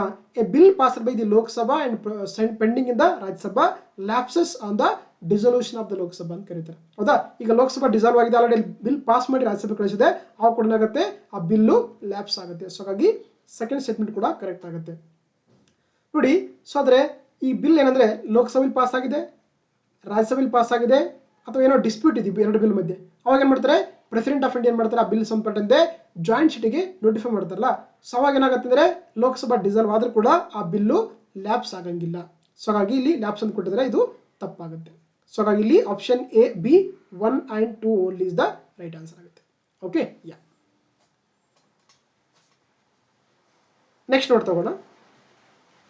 What are the duties of the chief of defence staff as head of the department of the military affairs ಅಂತ ಕೊಟ್ಟಿದ್ದಾರೆ. ಸೊ ನಮಗೆ ಗೊತ್ತು CDS ಅಂತ ಕೊಟ್ಟಿದ್ದೀವಿ, chief of the defence of question ಕೊಟ್ಟಿದ್ದಾರೆ. So first statement permanent chairman of the chief of staff committee ಅಂತಿದೆ. Second statement ಬಂದು exercise military command over the 3 service chiefs ಅಂತಿದೆ. ಸ್ಟೇಟ್ಮೆಂಟ್ 3 ಅಲ್ಲಿ principal military adviser to defence minister on the all the tri service matters ಅಂತಿದೆ. ಹೌದಾ. ಇಲ್ಲಿ ಯಾವುದು correct ಅನ್ನೋ statement ಕೊಟ್ಟಿದ್ದಾರೆ. ಸೊ ಹೌದಾ. ಇಲ್ಲಿ ನೋಡಿ ಏನಂದ್ರೆ ಎಸ್ CDS ಇದ್ದಾರೆ, ಏನಾಗಿರ್ತಂದ್ರೆ ಆಕ್ಚುಲಿ ಅವರು ಇದ permanent chairperson of the chief of the staff committee. So ಹಾಗಾಗಿ ಫಸ್ಟ್ ಸ್ಟೇಟ್ಮೆಂಟು ಕರೆಕ್ಟ್ ಆಗುತ್ತೆ. ಅದೇ ರೀತಿ exercise military command over the 3 service chief ಅಂತಿದ್ದಿಲ್ಲ. ಸೊ ಅವ್ರಿಗೆ ಯಾವುದೇ ರೀತಿಯ ಎಕ್ಸರ್ಸೈಸ್ ಮಾಡ್ಕೋ ಅಧಿಕಾರ ಇರಂಗಿಲ್ಲ, ಜಸ್ಟ್ ಅಡ್ವೈಸ್ ಮಾಡ್ಬೋದು. ಹಾಗಾಗಿ ಸೆಕೆಂಡ್ ಸ್ಟೇಟ್ಮೆಂಟು ತಪ್ಪಾಗುತ್ತೆ. ಅದೇ ರೀತಿ ಏನಾಗಿರ್ತಾರೆ ಆಕ್ಚುಲಿ ಡಿಫೆನ್ಸ್ ಮಿನಿಸ್ಟ್ರಿಗೆ ಒಬ್ಬ ಪ್ರಿನ್ಸಿಪಲ್ ಮಿಲಿಟರಿ ಅಡ್ವೈಸರ್ ಆಗಿರ್ತಾರೆ. ಸೊ ಹಾಗಾಗಿ ಇದು ಕೂಡ ಕರೆಕ್ಟ್ ಆಗುತ್ತೆ. ಸೊ ಹಾಗಾಗಿ option D 1 and 3 only is the right answer ಆಗುತ್ತೆ. Okay. That is about the chief of defence staff ಅಂತ ಕರೀತಾರೆ. ಸೊ ಈಗ ಪ್ರೆಸೆಂಟ್ ಆಗಿ ನಮ್ಮ ದೇಶದಲ್ಲಿ ಅನಿಲ್ ಚೌಹಾಣ್, ಹೌದಾ, ಬಿಪಿನ್ ರಾವತ್ ಅವ್ರು ಗೊತ್ತು ನಿಮಗೆಲ್ಲ. ಏನಂತಂದ್ರೆ ಆಕ್ಚುಲಿ ಅವರು ಇದು ಹೆಲಿಕಾಪ್ಟರ್ ಕ್ರಾಶ್ ಅಲ್ಲಿ ಡೆತ್ ಆದ್ರಲ್ಲ. ಸೊ ಹಾಗಾಗಿ ಅವ್ರ ನಂತರ ಅನಿಲ್ ಚೌಹಾಣ್ ಅಂತಂದ್ರೆ ಆಕ್ಚುಲಿ ನಮ್ಮ ದೇಶದ 2ನೇ CDS ಆಗಿ ಕೆಲಸ ಮಾಡ್ತಾರೆ. ಸೊ ಹಾಗಾಗಿ option D 1 and 3 is the right answer ಆಗುತ್ತೆ. ಓಕೆ. ಸೊ ಹಾಗಾಗಿ ಇದಿಷ್ಟು ಏನಂದ್ರೆ 2024 ಕಳೆದಂತ ಸುಮಾರು 19 ಇಂಡಿಯನ್ ಕಾನ್ಸ್ಟಿಟ್ಯೂಷನ್ ಮತ್ತೆ ಪಾಲಿಟಿ ಕ್ವಶನ್ಗಳನ್ನ ಈ ಒಂದು ಕ್ಲಾಸಲ್ಲಿ ಡೀಟೇಲ್ ಆಗಿ ಡಿಸ್ಕಸ್ ಮಾಡಿದ್ದೀವಿ. ಸೊ ಹಾಗಾಗಿ ಈ ಒಂದು ವಿಡಿಯೋ ಇಷ್ಟ ಆಗಿದೆ ನಿಮಗೆ. ಸೊ ದಯವಿಟ್ಟು ನನ್ನ ಒಂದು ಯೂಟ್ಯೂಬ್ ಚಾನಲ್ನ ಸಬ್ಸ್ಕ್ರೈಬ್ ಮಾಡಿ, ಲೈಕ್ ಮಾಡಿ, ಕಮೆಂಟ್ ಮಾಡಿ, ಹಾಗೆ ನಿಮ್ಮ ಫ್ರೆಂಡ್ಸ್ ಜೊತೆಗೆ ಶೇರ್ ಮಾಡಿ. ಓಕೆ. ಮತ್ತೆ ಮುಂದಿನ ದಿನಗಳಲ್ಲಿ ಡಿಫ್ರೆಂಟ್ ಟಾಪಿಕ್ ಡಿಸ್ಕಸ್ ಮಾಡ್ತಾ ಹೋಗೋಣ. Thank you. ಯಾ.